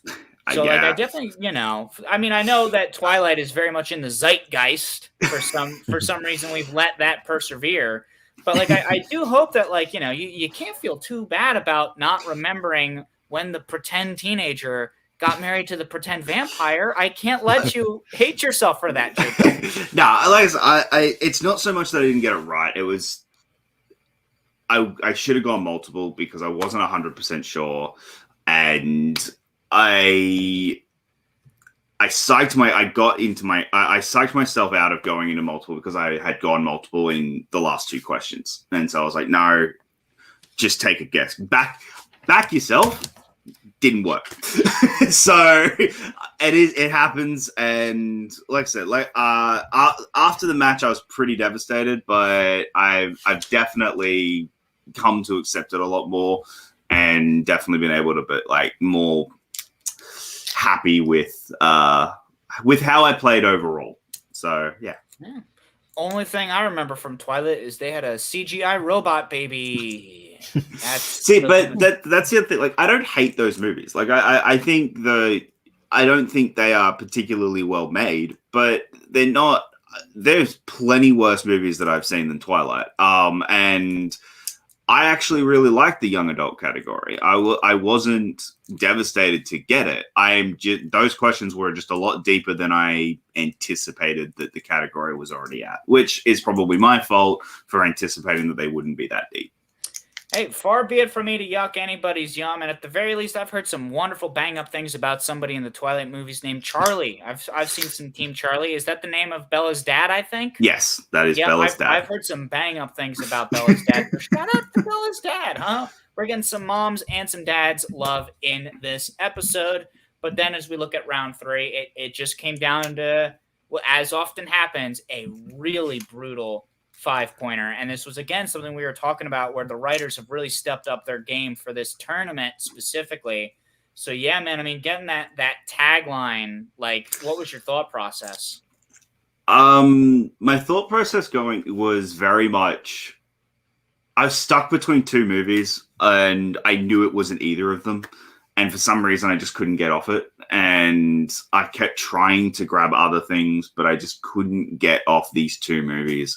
And it could happen. It could happen to you or Pitch Perfect. They were Picture Perfect, which is what I ended up guessing. And that was all that came to head. I, in a million years, was never going to pick 4 Weddings and a Funeral. I should have, because it was a Best Picture nominee for that year, but I just didn't even think about it. So again, that's the problem with 90s. There's a lot of those all-time classics in the 90s that I haven't seen. So. It happens. I don't believe it's a 90s movie, but it reminds me, honestly, a little bit of Dan Murrell talking about off of his latest team's loss with the Burbs, where it's sometimes they're just movies that it's just it just slips through the cracks. And especially when you are looking at movies that oftentimes will get filed under the bracket of these are questions about a whole decade, where certain movies will just get slipped into that alone. Sometimes that makes it really hard to be able to pull specific movies because you aren't asked to recall them in the same sort of way you would be with perhaps a Twilight or other movies that fall under the young adult banner. Boggs, I'll toss it on over to you. 2018, pretty great year. I'll say that because we got Spider-Verse, but then also pretty great score for a match. I mean, there's really nothing to be mad about, especially since this is a round 1 match, and this felt like this could have easily been like a semifinals. Sure. A couple of questions, but it just sounds like you gambled in the second round, which, that's the choice you made, and obviously didn't overall. It made you behind in the match, but that's you tried, and sometimes you got to go for it, right? And that's just how it goes sometimes. But my 2 questions anyway are, first of all, how's it going back to the free for all? Having one of them moments, basically an all-time moment now. People around the world jumping out of their chair, because that's what it was like for me. It was like, oh my god, look what he's done! Like, we were all texting each other. Did you see that? That one of them moments? How does that feel to be? Probably maybe the moment of the year. I'm sure it's going to be up for nominations. And secondly, people in Corruption often reference you as kind of one of the best sparring partners. One of the reasons they're doing so well. That kind of thing. So them 2 questions really: free for all, and then being a part of Corruption. So the free for all moment. I'll get to that. It's surreal, especially because I was a last minute replacement. I jumped in the last minute to for Chance, right? I believe. Yeah. So Chance. Yeah. There were. He wasn't able to make it at the last minute, essentially, and so I jumped in, and I just had one goal of I wanted to survive 1 round. That was literally all I wanted to do. I just wanted to survive 1 round. When I came in at the same time as Jacoby, I wanted to beat Jacoby because he had just beat me. I just wanted that one. Okay, I got 1 back. That was all. When if you watch it, I have absolutely no idea that I've done it. If you see the reaction, at first I kind of expect him to be saying we're going to sudden death, but then he starts eliminating people, and I went, holy crap, I've just done it. And it's such a surreal moment because, one, I wasn't able to talk about it for a while. So obviously, there was a few people who knew, but not everyone knew. And then when it happened, I was on a plane coming back from Sydney. So I didn't get the messages, and I didn't get any of that until I landed and kind of got to have that moment afterwards. So it was a lot to take in. I was shaking for about a good 5 minutes of just I couldn't the adrenaline, and I couldn't believe that I had just done it. And then it was just absolutely incredible and amazing. And I will give shout out to Taylor as well, because she had to sit in the other room to where in my apartment, the apartment we used to live in was pretty small. So where I was recording, she had to sit in the other room with the door shut, and she couldn't make a sound while that happened. While she was watching it, she couldn't scream or yell or anything. So she's just being all excited while also being very quiet. So that was probably the hardest thing she's ever had to do. In regards to the other question, I think, look, I got my goal coming into this year was I wanted to have 2 matches. I wanted the 2 wins, but didn't get that. But my most important goal was I wanted to be drafted by a team that I could learn from, that I could develop my skills as a player. And Shannon drafting me, it was hands down the best thing that could have possibly happened, because this faction has become a real family, and we get on calls all the time, and we always hang out and work really hard in our studying sessions. Win or lose, we jump on a call afterwards and talk about it, and we're just a massive support group of everyone. And look, I probably being modest, but they do more for me than I do for them.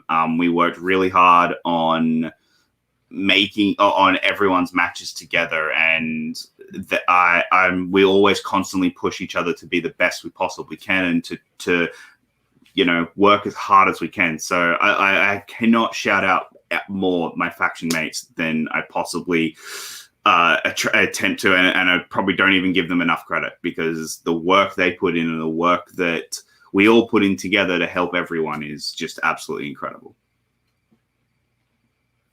Awesome. Absolutely, man. Wow. I mean, that's one of those things that just kind of makes you sit back in your chair for a little bit. Just make you go, oh gosh, huh? What a great little world we've curated for ourselves here, huh? I mean, it's absolutely incredible. And right off the bat of that, Bugs, I think we might as well just dip into some of these incredible Discord questions. Thank you all so much to everybody who is a patron of the Outlaw Nation. If you sign up right now, you got to do it real fast, but maybe, just maybe, you could hear Bugs read out one of your questions like he's about to do with these lovely people. Bugs, take it away. Yes. So first question for you, Jacob, is from Justin. They ask, what was going through your mind when you cleared the field during the free-for-all? That I got it wrong. That was what was going through my mind, that I hadn't got it correct. And then the other thing, I put this up as a tweet after it aired, was the only reason I knew the answer was because of a tweet I made about a month earlier, which was, seriously, how good was Harrison Ford's 80s? And I just went through and listed his 80s movies, and 1988, Frantic. And that's the only reason I knew it, because I had recently looked at it. And it was surreal and incredible when that happened. And I can't wait till next year, because hopefully Christian puts me in the free-for-all next year. Yeah, I've got a feeling you'll be answering them kind of questions for the rest of your Isn't it like career. Adam Witt and Paul Preston that have like a podcast about Harrison Ford's like filmography that's called like the Ford Focus? Ford Fusion? I just remembered that because like I think I'm not 100% sure. I think it's like a car name, and I just remember seeing that pass by my feed, and I was like, that's one of the best fucking things I've seen in a hot second. Yeah, the Ford Fusion podcast. Ford Fusion. Yeah, that might be it. nice. Ford's got a couple cars that could be. Exactly. Next the question. Ford F-150. Next question for you, Jacob, is Jeremy Miller asks, what's your favorite movie year? Of the year? Yeah. So I'm the weird one who has really not liked a whole lot of movies that came out this year that everyone loves. Did not like Suicide Squad. Did not like Jungle Cruise. Really didn't like Mortal Kombat or Godzilla vs. Kong. So, I'm the weird one. So probably the best piece of art that I've seen all year is Inside. I think Bo Burnham's Inside is easily probably one of the most emotional and best experiences I've had watching a piece of art all year. Okay. But I wouldn't call that a movie. Like it's a comedy special, but to me it's deeper than a comedy special. It's a piece of art about this thing that we're all going through right now that will stand the I think is as a great example of show this so people can understand what we went through in 2020 and 2021 and possibly 2022 the way it's sounding. My favorite movie, and it's become a bit of a cliche, is In the Heights. In the Heights was just easily one of probably the most fun I've had in a movie theater all year. It was incredibly entertaining. It was fun. It was emotional. The songs were incredible. That's probably the most fun I've had in a movie theater all year. In the Heights is definitely probably my favorite movie of the year. Did you like Zack Snyder's Justice League? I'm interested. I did. I really did for what it was. I think it was a great experiment of, hey, here is a 4-hour work print. I think any film schools that teach editing this is a masterclass. This is an absolute godsend for them, because basically here is a 4-hour work print of a movie full of visual effects. Mm-hmm. Go make it a releasable film like that. Like, because there's like, to me, there's a 3-hour PG-13 movie and that you could have released that would have made $1 billion, probably. Whereas and that's why I am so fascinated with that movie, is because there's a lot that really works about it. It's definitely a work print. It's not a finished movie. It's a 4-hour first cut. But for what it is, it's a really great, it's a really enjoyable and entertaining movie. Awesome. Okay, going on to the next question in the Discord is did that one. Okay, Justin again asks, who are some of your favorite directors? So my favorite director is probably Christopher Nolan. I love it. I hate. It's one of those ones where I hate saying it because it's such a cliche of an answer. Nolan's my favorite director. Okay, fair enough. But the ones that I didn't expect, earlier in the year I sat down and I did the entire filmography of the Wachowski siblings. Mm-hmm.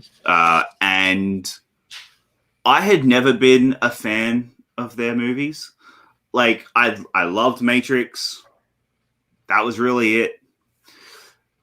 Going through their entire filmography again, I don't love every one of their movies, but they are easily some of the most viscerally original movies that we have in Hollywood right now. A movie that I didn't think that I would love as much as I did on rewatch was Cloud Atlas, and I am absolutely fascinated by Matrix 4. But yeah, Lana and Lily's filmography, they've become a director who I have been, I have to see now their new movies. Like, even Jupiter Ascending, which has a million problems, I will take a movie with a million problems that swings for the fences and misses than something that just plays it safe.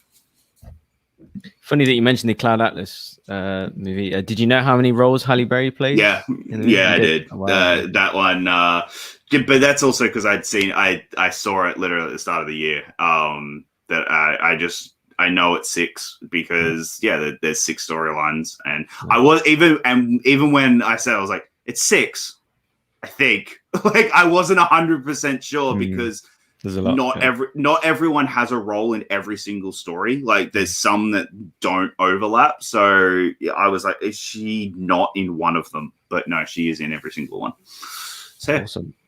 And the last Discord question that we have for you is from Mr. Drunken Prayer. He asks, what is it like living under the constant threat of drop bear attacks? Oh, man. Drop bears are real.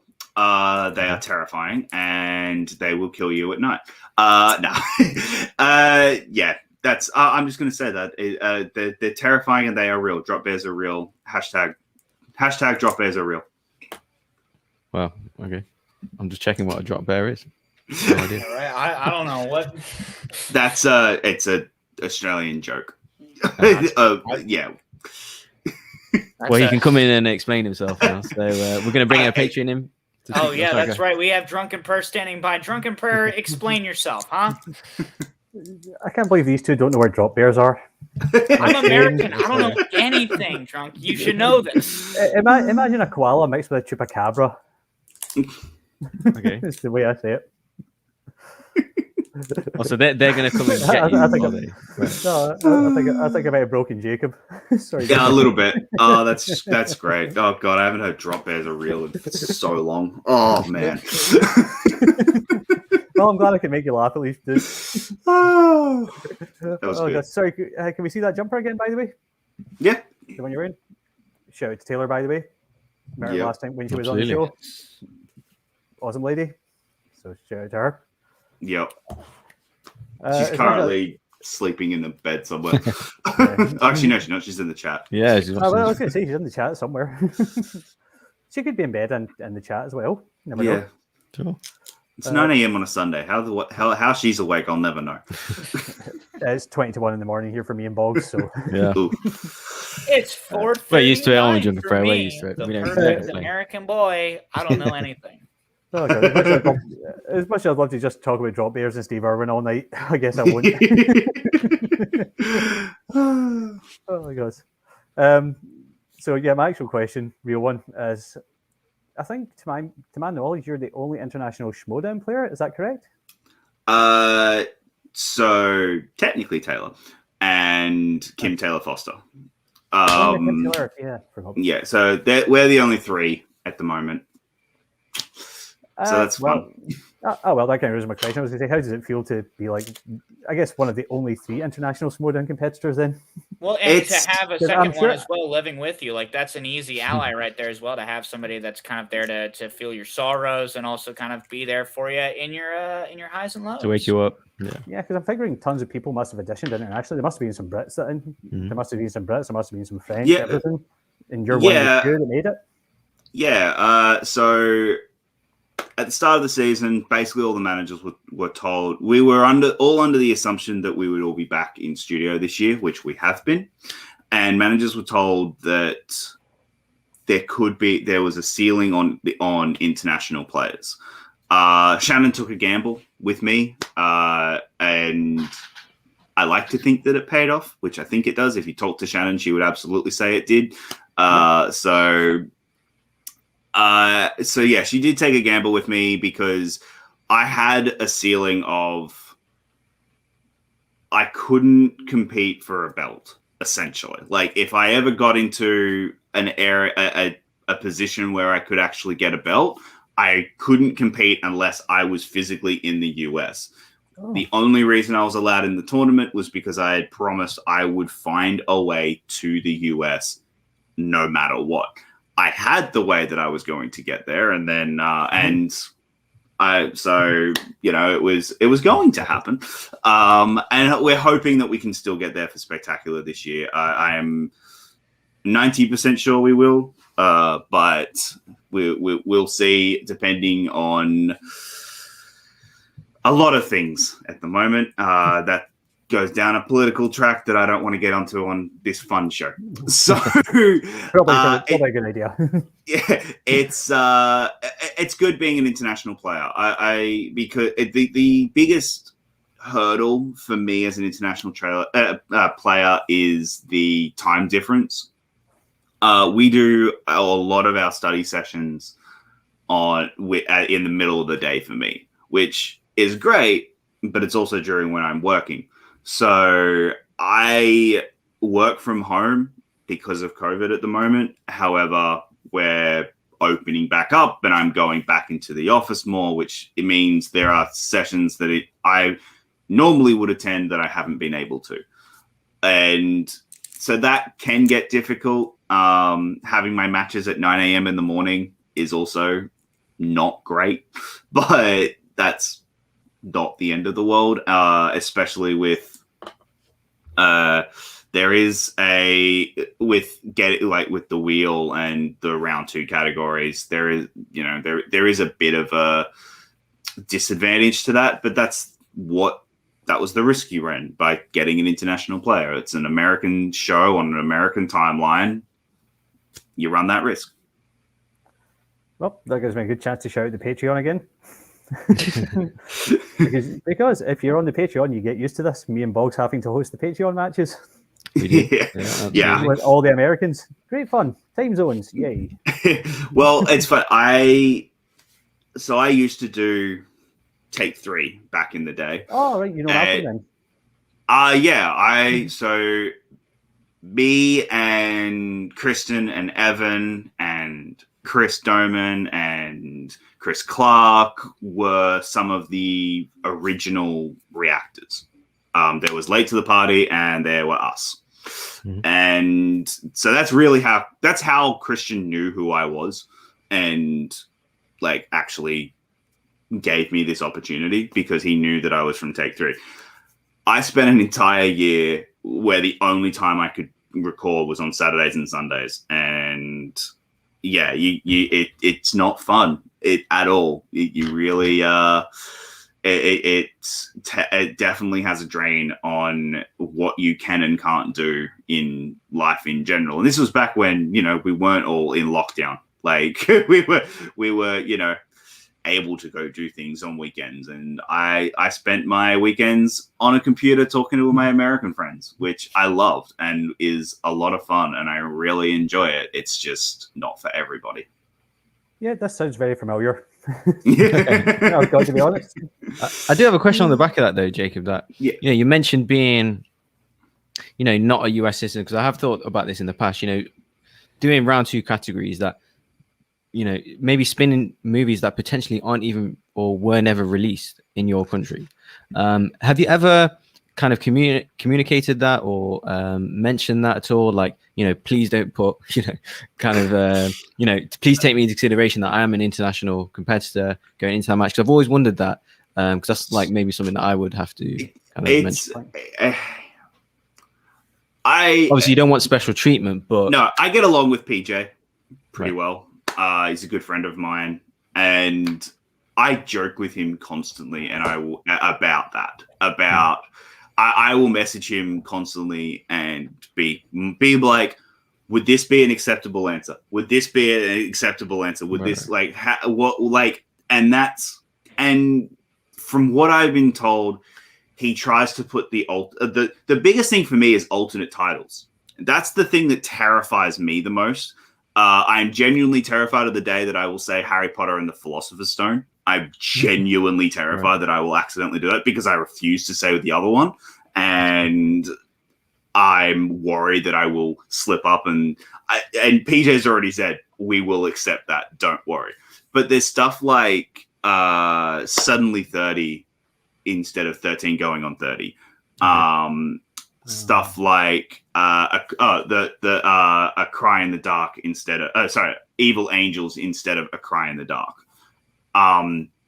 The other one, which was a good one, the biggest one for me is release dates and release years, because there was a question in Mike's match where they asked what was the release year of the first Mad Max film.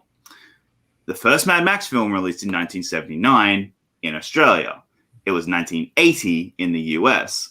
So in Mike's match, they actually said what was the US release for it. And it's something we do talk about quite a lot in Corruption of what is the release year and when and what do they accept? And it's always everything is US based, but it's to make a long-winded story short, it's kind of very much just too bad, deal with it, learn the movies. Like, especially with a lot of the ones that we don't get, it is kind of frustrating because there is a lot of movies that we don't get, and there's one category in particular that I will not mention here because I never want someone using it against me. I know what it is. That I think I know. that would definitely impact me because we never got those movies. Okay. And yeah. So yeah, that's that, but it's kind of it can be, and that category has been on my wheel at least once. Okay. So Tom Hanks, gotcha. Yes. We hate Tom Hanks. Didn't you hear we tried to kill him last year with COVID? Yeah. I'm so sorry for even bringing it up. Godspeed to the drop bears you have attacking Tom Hanks at his home.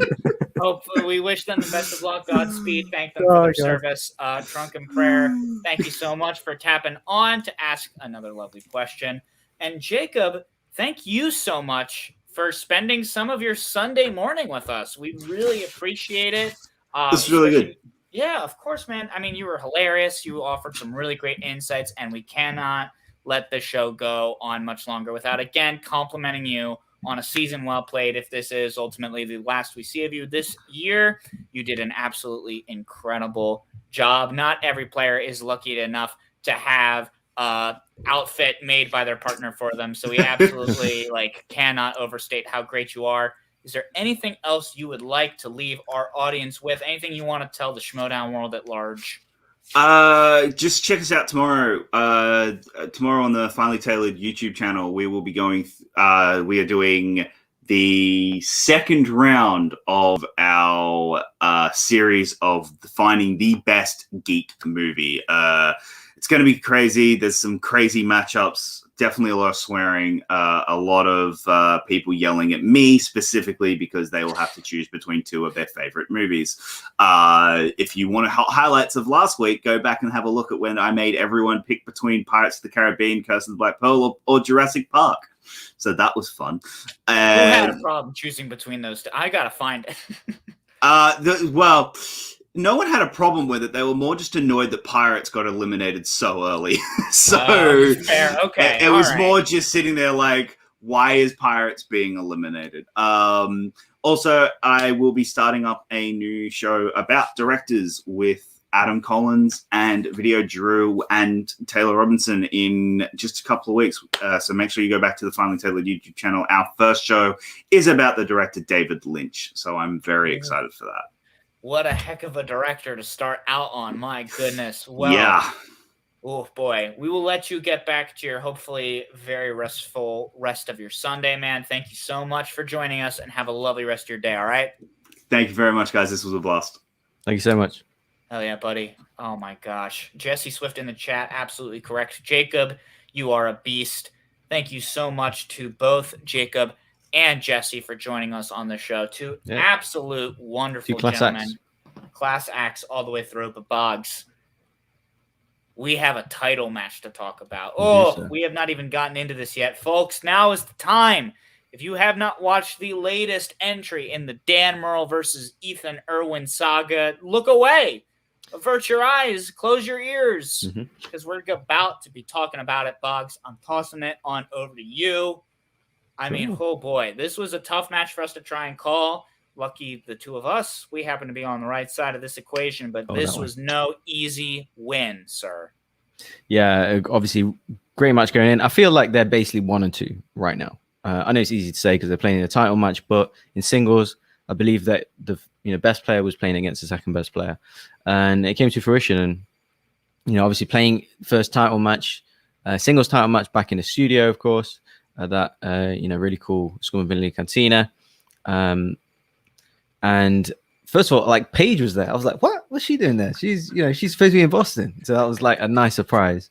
She was on the she's on the show a few weeks ago, didn't mention she was going or anything like that. I just thought that was really cool. And then obviously Adam Witt's managing Dan as well, obviously walked him out and stuff, but so we'll get into it. So round 1, just the one miss from Ethan, which was the they've done a few of that, mentioned 3 movies and which was the actor or which was the actress that is in all 3 of these movies, and trying to guess which one. I guess that's in title matches, that's a really interesting thing, because sometimes you got to think, you got to use repeats on them types. So yes, adding extra kind of spice in them questions. And obviously Mr. Powell Kilmer one, Dan going perfect. So obviously did have the 2-point lead there, starting off well, but overall, strong round from both. You kind of know they're going to have strong rounds, so it's just kind of who the difference was, who had the lead or who was going perfect, and obviously more kind of cut first, basically drew first blood. There you go, man. Yeah, I mean, this was going to be intense one way or another, and it was so fun to see them also back live. Like, it's one of those it's the little things, right? Or sometimes just being able to see the gang getting all together back in the real world is always lovely. Alan Smithy saying you can see me in the match. So, hey, how about that? I think I might have spotted a Rogue Barbarian in there as well. Definitely. So it was kind of fun to see a few faces. But yeah, man, you're right. Coming out of that round 1, they're definitely up in the question difficulty. No easy win for either of these two guys, as it should be, with the number of times they've fought up against each other and being, like you said, Boggs, perhaps the number 1 and number 2 ranked people in singles at the moment. And we got to see just how evenly matched they were in their round 2, because both of them got a 6 out of a possible 8 points, and both were able to get a steal off of each other. Dan was able to steal the Glenda Jackson Oscars multiple choice from Erwin's 1970s category.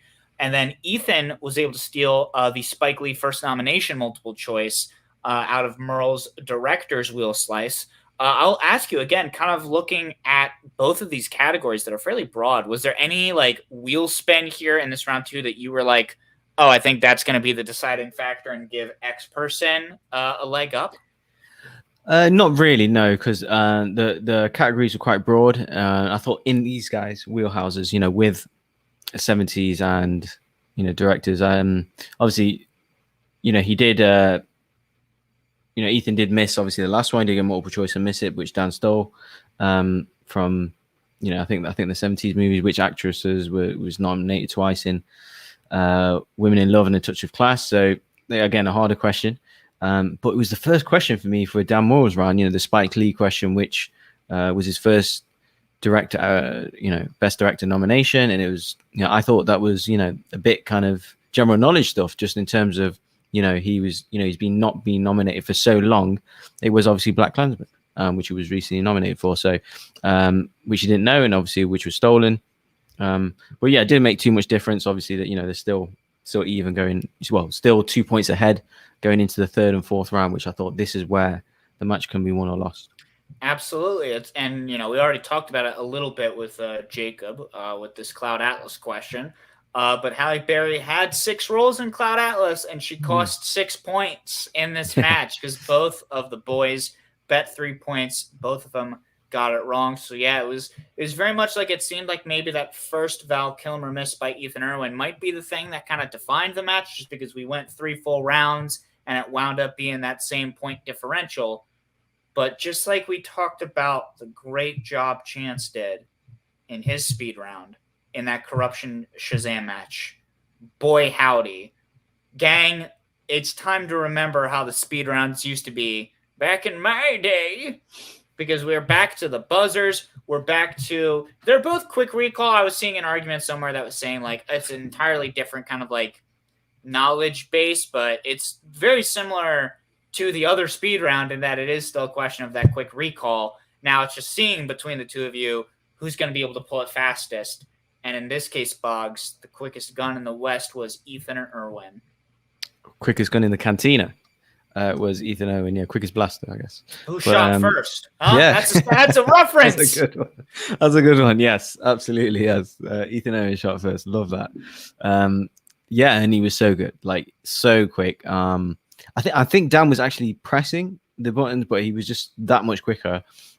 Seeing Chance the week before, like I'd love to kind of see them go against each other. Clearly, really sharp thinkers. But got a question for you, John. So I have seen some discourse about this, because this is where the match was won or lost, right? Obviously, from the shift here, obviously Ethan getting the 4 and Dan just getting the 1, which they kind of swapped points around. Ethan had the lead 15-14 at the end of the round. So some people are saying that they now all of a sudden do not like the kind of speed run as it is, because it gives certain people an unfair advantage, because they're taking away the obviously in a digital match the fast money thing is it's knowledge, right? But this is certain players are going to have certain quicker, whether it's reflexes, whether it's recall, than others. It doesn't mean the other person doesn't know it. It just means they know it quicker. So I just wanted your thoughts. Any, people maybe prefer the digital, the fast money version, or do you prefer the buzzer, or what's your overall opinions on it? Yeah, I mean, I guess I can sort of understand why some folks would prefer the longer form speed round, which, kind of oxymoronic if you think about it, just because it gives both players a little bit more of an opportunity to flex in that regard, because it's like they're both getting 10 questions. They're both kind of put through the ringer. But gang, it's important to remember that the whole point of the movie Trivia Schmoedown is that it's two people going against each other to fight and see who knows the most. So yeah, it makes sense that there would be a direct round where it's like, no, you're going up against another person for that quick recall. Like, I think it's absolutely fair. It's something that, like, oh yeah, and Leo Logan pointing out in the chat, it makes sense that it would be newer viewers that are kind of having this, because obviously now it's like the change. Now it's like, oh, I don't like change. What's this new thing that you're doing? Yeah. There's always a crowd in any fandom over anything that is new. Right. That folks are going to be like, what the hell is this? But like, no, you're going up against a person to try and like remember the most about movies. So yeah, sometimes you get asked to remember a movie faster than the other person. Like, I think the idea of saying like it's an entirely different base of knowledge than the other rounds, like, yeah, sort of, but like the other rounds are timed too, gang. Like, it's not really different. Like, it is still a timed basis of remembering a movie. It's just that in the speed round, you have to remember it faster because the word speed's in there. And it's important to remember, like, all of the competitors now that are doing these live speed rounds, they know that it's happening. Like, it's not like they're getting blindsided with it. It's not like they're going like, wait, what? I have to remember movies faster? Like, no, they know. They've been told. And, like, you can argue that it's, like, different base of knowledge. But, like, yeah, that's what makes it a title match is it's harder. And you have to do more studying for it. I think, you know, I don't mean to sound too mean, mind you, but like, you're awful. No, I think it's entirely fair. I'm glad that it's back because it also shaves a solid 20 minutes off of the runtime of any given match. And I got things to do. Well, for me, it's this is the game. You know, this is the real Schmoedown 5-rounder title match is this speed round. The other thing is a makeshift version due to the digital format. Plus, it's way more entertaining. Plus, it's like you said, it's quicker, so more efficient. And also, like, the round 4s of this match and the teams match were the most exciting parts of the matches. Like, you're like, wow, like, look what's happening. Like, this something like, you know, there's a shift in score. I think Chance leveled it up with Corruption, and you know, Ethan took the lead from this. So dramatic things happened in this. So I do understand where people say, because, you know, people obviously do not like that shift because, you know, Ethan's clearly quicker than Dan, but that's the game. You know, this round is the speed round. So unfortunately, this is what it's meant to be. So yes, I completely agree. And it's way, you know, imagine what would you do in a live match if you're going to do a fast money round? Someone's going to put a pair of headphones on and just like sit around the corner, or like, I don't know. I mean, imagine a baseball game where it's like, all right, each team is going to take the field one at a time and they're all going to hit balls, and then whoever's ball gets the furthest, because no one's going to be in the field trying to catch it. It's just whoever hits their ball the far. Like, no. Exactly. Yeah. If we're billing this as a sport, sometimes there's going to be an element of competition, gang. Yeah, exactly. That's sometimes how it goes in competitions. Sure. Point well made. But yeah, moving on to round 5, where, you know, to get all the questions right, basically. So I just thought the 5-pointers were interesting, though. Don't get me wrong. So. You know, the obviously Color of Money one from Dan, and, you know, Ethan getting the chain reaction question, which I had no clue. So I thought that was a really good pull. And then, you know, obviously Ethan's won the match 25-24, and, you know, Sam gets his first win as manager. I thought it was interesting. You know, their form, they've been in recently, and, you know, we talked about it a few weeks leading up to this match. You know, Ethan is the best singles player in the game right now. And I knew this a month ago, and just leading up to this match, and obviously it was a dramatic twist in round 4, but I just felt like it's his time. And you know, some people commented there in the chat there, you know, Adam Witt's 0-4, but I'm pretty sure he has. I could swear he won a match. It might have been last year he was managing for someone, but I just had in my head that he won a. Maybe we just want it so badly for him. Maybe that's the thing. And obviously the winner now, of course, Ethan will play Murrell McKee on September the 17th, and then that winner will play live in New York in October the 9th. So we have the singles title run figured out, and obviously the New York match will be against Chance, Schneider, JT, or Collins. So that will be super interesting. But yeah, final thoughts on the match. You know, the winner, obviously Ethan against Marisol, and you know, Sam winning first title and all that stuff, and making the right pick for for a change. Yeah, right. Okay, for a change. Don't do this to me this week. Yeah, man. I'm being Not nice, on the I'm being week I nice. got it all Yeah, right. sure. Save it for next week when I inevitably get it all wrong. Sure. You're winning. Yeah, man. I think it's one of those things of just like, as much as Dan Murrell is the GOAT, I know some folks to argue that. I feel like it's safe to say he's the GOAT. There's that thing about momentum. And this is just one of those things where it's like Ethan has just been getting those hours in under his belt. He's been able to stay as polished and as poised as he can be. And I feel like we haven't necessarily seen that from Ethan in a hot second.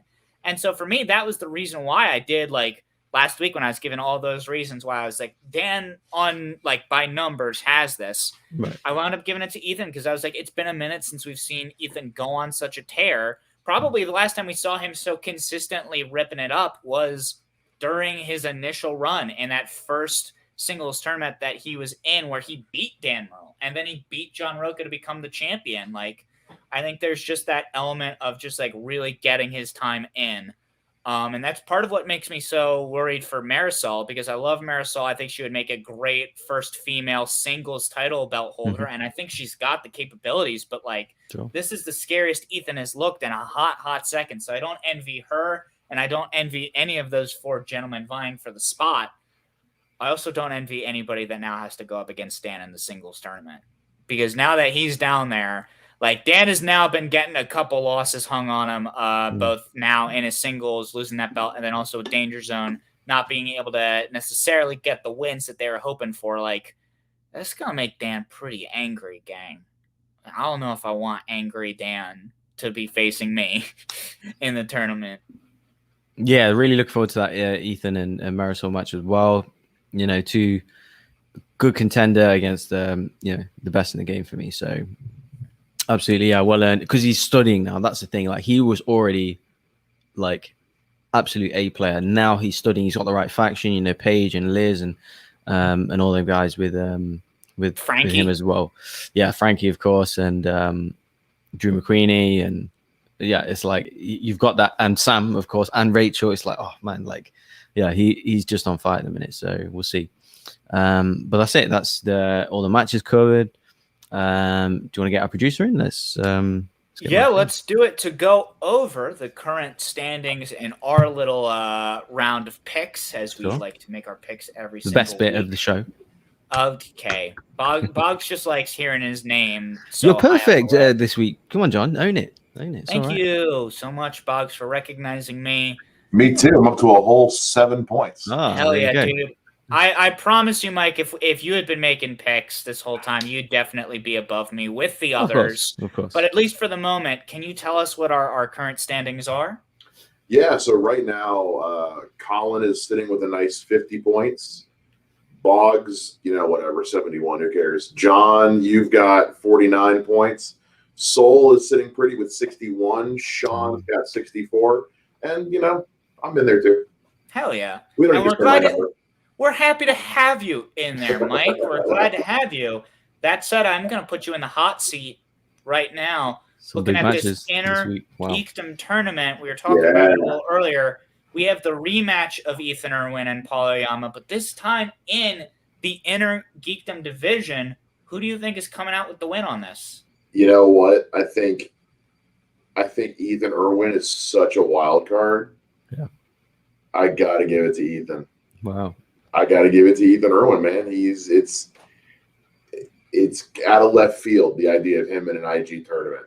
And I know Paul knows his stuff, but I can't bet against Ethan Erwin in anything. And I'm also just excited to see him in IG, to see just how deep that breadth of knowledge goes. There you go. Fair enough. I was on my phone for a hot second to pull up what our other hosts picked for their matches. And I'll say it looks like Sean has picked Paul Oyama. I guess he's leaning towards that inner geekdom experience. And then, of course, Soul is swag, drip, drip. None of us have said it yet on the show, and it wouldn't be an Ultimate Schmoedown Aftershow episode if somebody didn't say swag, drip, drip, because, of course, we're on the channel of a Finn Stock Exchange. Hold on. No, we'll figure that out later. But first off, Boggs, I want to ask, who do you have winning this match? Yeah, it's really tough because I kind of don't want to pick against Ethan because, He's the best singles player, obviously.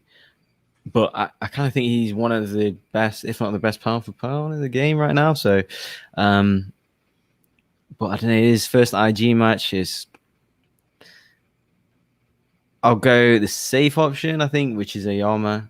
But I kind of want Ethan to win because, yeah, that'll just be like a bit of a wow factor if he does. And just to see the kind of range of stuff that he's pulling and like how deep in IG, like that he knows and stuff. So, like, is he going to know stuff about Daredevil or like intricate things and about scenes like regular IG people do, like Jesse or whoever? So, yeah, it's just really intriguing match. But I'll go with Ayama for now. Yeah, definitely cannot be overstated that studying for singles and studying for inner geekdom are two entirely different beasts, because one of them is fantastic and has to be found. That's a joke about Harry Potter. Yeah, this is a tough one to try and call. Obviously, on the one hand, Paul has that experience. He's been studying for that kind of round before. He makes fun sounds like Mike's phone. But then on the other hand, you have Ethan Erwin, somebody that doesn't necessarily have that inner geekdom game tape, which means that his weaknesses are unknown. We don't necessarily know what he's capable of, and that makes him very scary in the same way that a lot of the rookies, anytime they hop in a new division, makes him a frightening beast. That said, I am going to be voting for Paul Oyama as well, just because he's been somebody that has proven that he can bounce between divisions time after time and still rack up some wins. I feel like the more I look at this bracket, the more I'm scared for Paul Oyama, but he has been one of my favorite players for a second, and I think when it comes to inner geekdom, I'm going to be giving him the win for this. Also, want to point out what Jeremy Miller said, which is, Ethan's got momentum going. Yeah, 100%. That's true. And that's why I gave Ethan the singles belt, but the inner geekdom win, I don't know about. And Swagger like almost desperate for points at this point. Like not many people are going to pick up points for him. So the best players need to win their matches. Chanju, final exam, obviously Paul, they need to win. Yeah, absolutely. Next up, I feel like this. You guys might disagree, but to me, this is the hardest possible match to call of this upcoming week. Griffey Nooms of the Finstock Exchange going up against Video Drew of the Dungeon. Everybody loves Griffey Nooms, huh? He's come in. He's been funny. He's been electric. He's been killing it since the moment he stepped in. Also had a great free-for-all performance, much like Jacob Blunden. Like, the guy has absolutely been tearing it up. But on the other side of the ledger, Video Drew is so friggin' good. She's got so much of this game just completely on lock. She's become as much of a cornerstone of the Dungeon as, like, Dan or Ben. I feel safe in saying that. Like, she is scary fucking good. And, like, if you're a rookie, like, this is honestly maybe, like, worst case scenario of, like, potential people you could be facing down. Boggs, I will toss it over to you, man. Who do you have winning this? Yeah, all respect to Video Drew. She is really good. But Griffey Newman, I've been shocked about how good he is, right? So I'll go for him at this stage because I kind of want to see him against Horowitz in New York. Two New Yorkers. I believe Video Drew is a New Yorker. I believe she is, yeah. Yeah. So that would also be a homecoming as well. Yeah. But just the form that he's in, I think Video Drew is coming off a loss to Marisol. But just that confidence that he's got, I will go for Griffey News. Oh man, this is so tough because definitely, yeah, we're talking a lot about momentum and how that just gave Ethan Erwin a belt essentially. But man, I do not like the idea of going against Video Drew. I really don't. It bugs me to my core, the idea of doing it. So fuck it, I'm not gonna do it. Video Drew absolutely has what it takes to beat Griffey Nooms. Sure. And obviously, it's all day of stuff, but I think Video Drew can pull it off. I think Griffey Nooms is going to get that first L in his Schmoedown career. I think if anyone's going to do it, it's Video Drew. So I'm going with my heart, Video Drew. Mike, how about you? Yeah, I'm in the same boat as you. I have a really hard time betting against her in anything. She's one of my top 5 favorite players in the league. I love Video Drew to death. So I'm with you on this one. I'm giving it to her. I think GN's going to make her fight for it. I think he's going to put up a hell of a wall for her to climb over, but she's going to climb over that wall. And I'm giving it to her. I betting against Video Drew is kind of like betting against the sun coming up. I don't like doing that. Fair enough. It does seem like both Soul and Sean have given their votes to Griffey Nooms as well. But hey, like, if I'm not mistaken, Mike, I think you and I both voted for Paige last week, and we got it right, and quite a few people got it wrong. So hey, this could easily be. Don't discount the women in this goddamn league. No, there are too many women that are just gonna punch your damn teeth out, toss you out the window. It's gonna be a really fun match as well. Like, good characters. Oh, this is going to be a back and forth. Yeah. Stuff popcorn in my mouth while I'm watching this match. This will definitely be a blast. And that brings us to our final match that we're going to be talking about. Ben Bateman versus Perry Nemiroff. The Dungeon going up against the Quirky Mercs, the number 1 and number 2 faction right now, going to be going up against each other. I will start this one off. I'm going to personally be going with Ben Bateman. I think this is one of those things where the Dungeon kind of needs to reassert themselves a little bit, because they were riding pretty for a hot second there in that number 1 slot. And now that they're facing down somebody that is their direct competition, like, I think the Dungeon kind of needs this. I think Ben kind of needs this as well, because, like, despite the great work he's been doing with Danger Zone, I definitely feel like he's been somebody whose legacy is kind of being diminished by a contingent of folks. So I think this is something that he kind of needs to reassert his individuality when it comes to being a former singles champion. And Perry is definitely good, but it does seem like this is maybe a year where she's a little bit more shaken, a little less sure of herself maybe, despite, pulling some great picks for the press room. It's also one of those things where I think, like, I don't necessarily think that it would be on the same caliber of her upset win against Mike Kalinowski last year, because Mike was kind of riding the Mikey 3 belts wave a little bit more as opposed to Ben. But I do think this would count as an upset win for Perry, and I am always wary of betting on lightning striking twice with a specific competitor when it comes to tournaments. So I am giving this one to Ben Bateman. As did Sean, though I noticed Soul wound up picking with Perry. Mike, who do you have winning this match? This was you talk about a hard one for me to pick. This was one for me. If the Video Drew is in my top 5 of favorite competitors, neither Ben nor Perry are anywhere near that list. But with Perry, ever since she first returned to the Schmoedown, she's been showing a lot stronger than she did in her initial run. That initial run she had was hit or miss, but it missed more than it hit. But ever since she came back, she's been really flexing. Ben, it's all going to depend on how much into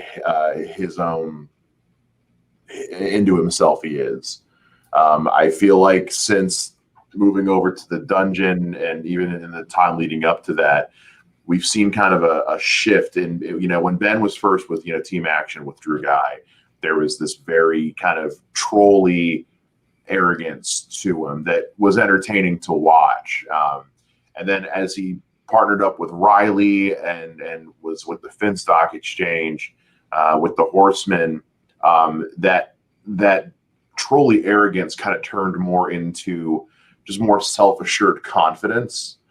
But in the time he's gone back to the Dungeon, I feel like he's leaning a bit more back into that trolly side. And I think that tends to work against him, especially if he's feeling himself a little too much. So if he goes into this at 110% with thinking, I'm the greatest motherfucker here and y'all wouldn't be shit without me, as opposed to just going in and just feeling like, okay, I'm good, I'm calm, I got this, I think that could eat him alive. I'm going to go with Perry on this one. There you go. And bouncing it on over to Boggs, who I know happens to have a soft spot for some of those trolly feeling themselves. For the trolls, yes, I do. Yes. So yeah, I'm curious, Boggs, are you with the trolls on this one? What I'll say is Perry, I agree with Emily Soler in the chat that she has had a couple of rough round ones this season in both the teams' matches. If she does get a strong round one, if she does hit a strength in round 2, which she has a few, everyone knows what they are, like Jurassic Park or new releases, you're in trouble. But I think this match is in Bateman's hands to lose. Like, he needs a big singles tournament. He's had wins and losses this year. I think pressure's a little bit on the dungeon. Having 2 titles at the start of the year, being that much in front, now seemingly kind of just Parker's there threatening, but with no immediate title shot in IG, in singles, in Star Wars. They haven't had too many wins as of late. Kaiser's hardly there in a lot of the matches. Obviously, he must be busy with Love work stuff Island, or whatever. Apparently, the US version probably, which Godspeed, sir.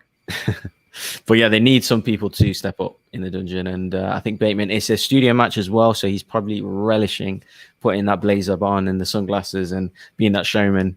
But yeah, I became a Bateman fan in them kind of tournament runs with the glasses, with his bad back and stuff. I did love all that because he played awesome as well. So I think he's especially if they're all going to be like studio matches. I mean, that will just really suit him, and I'm going for a Bateman win.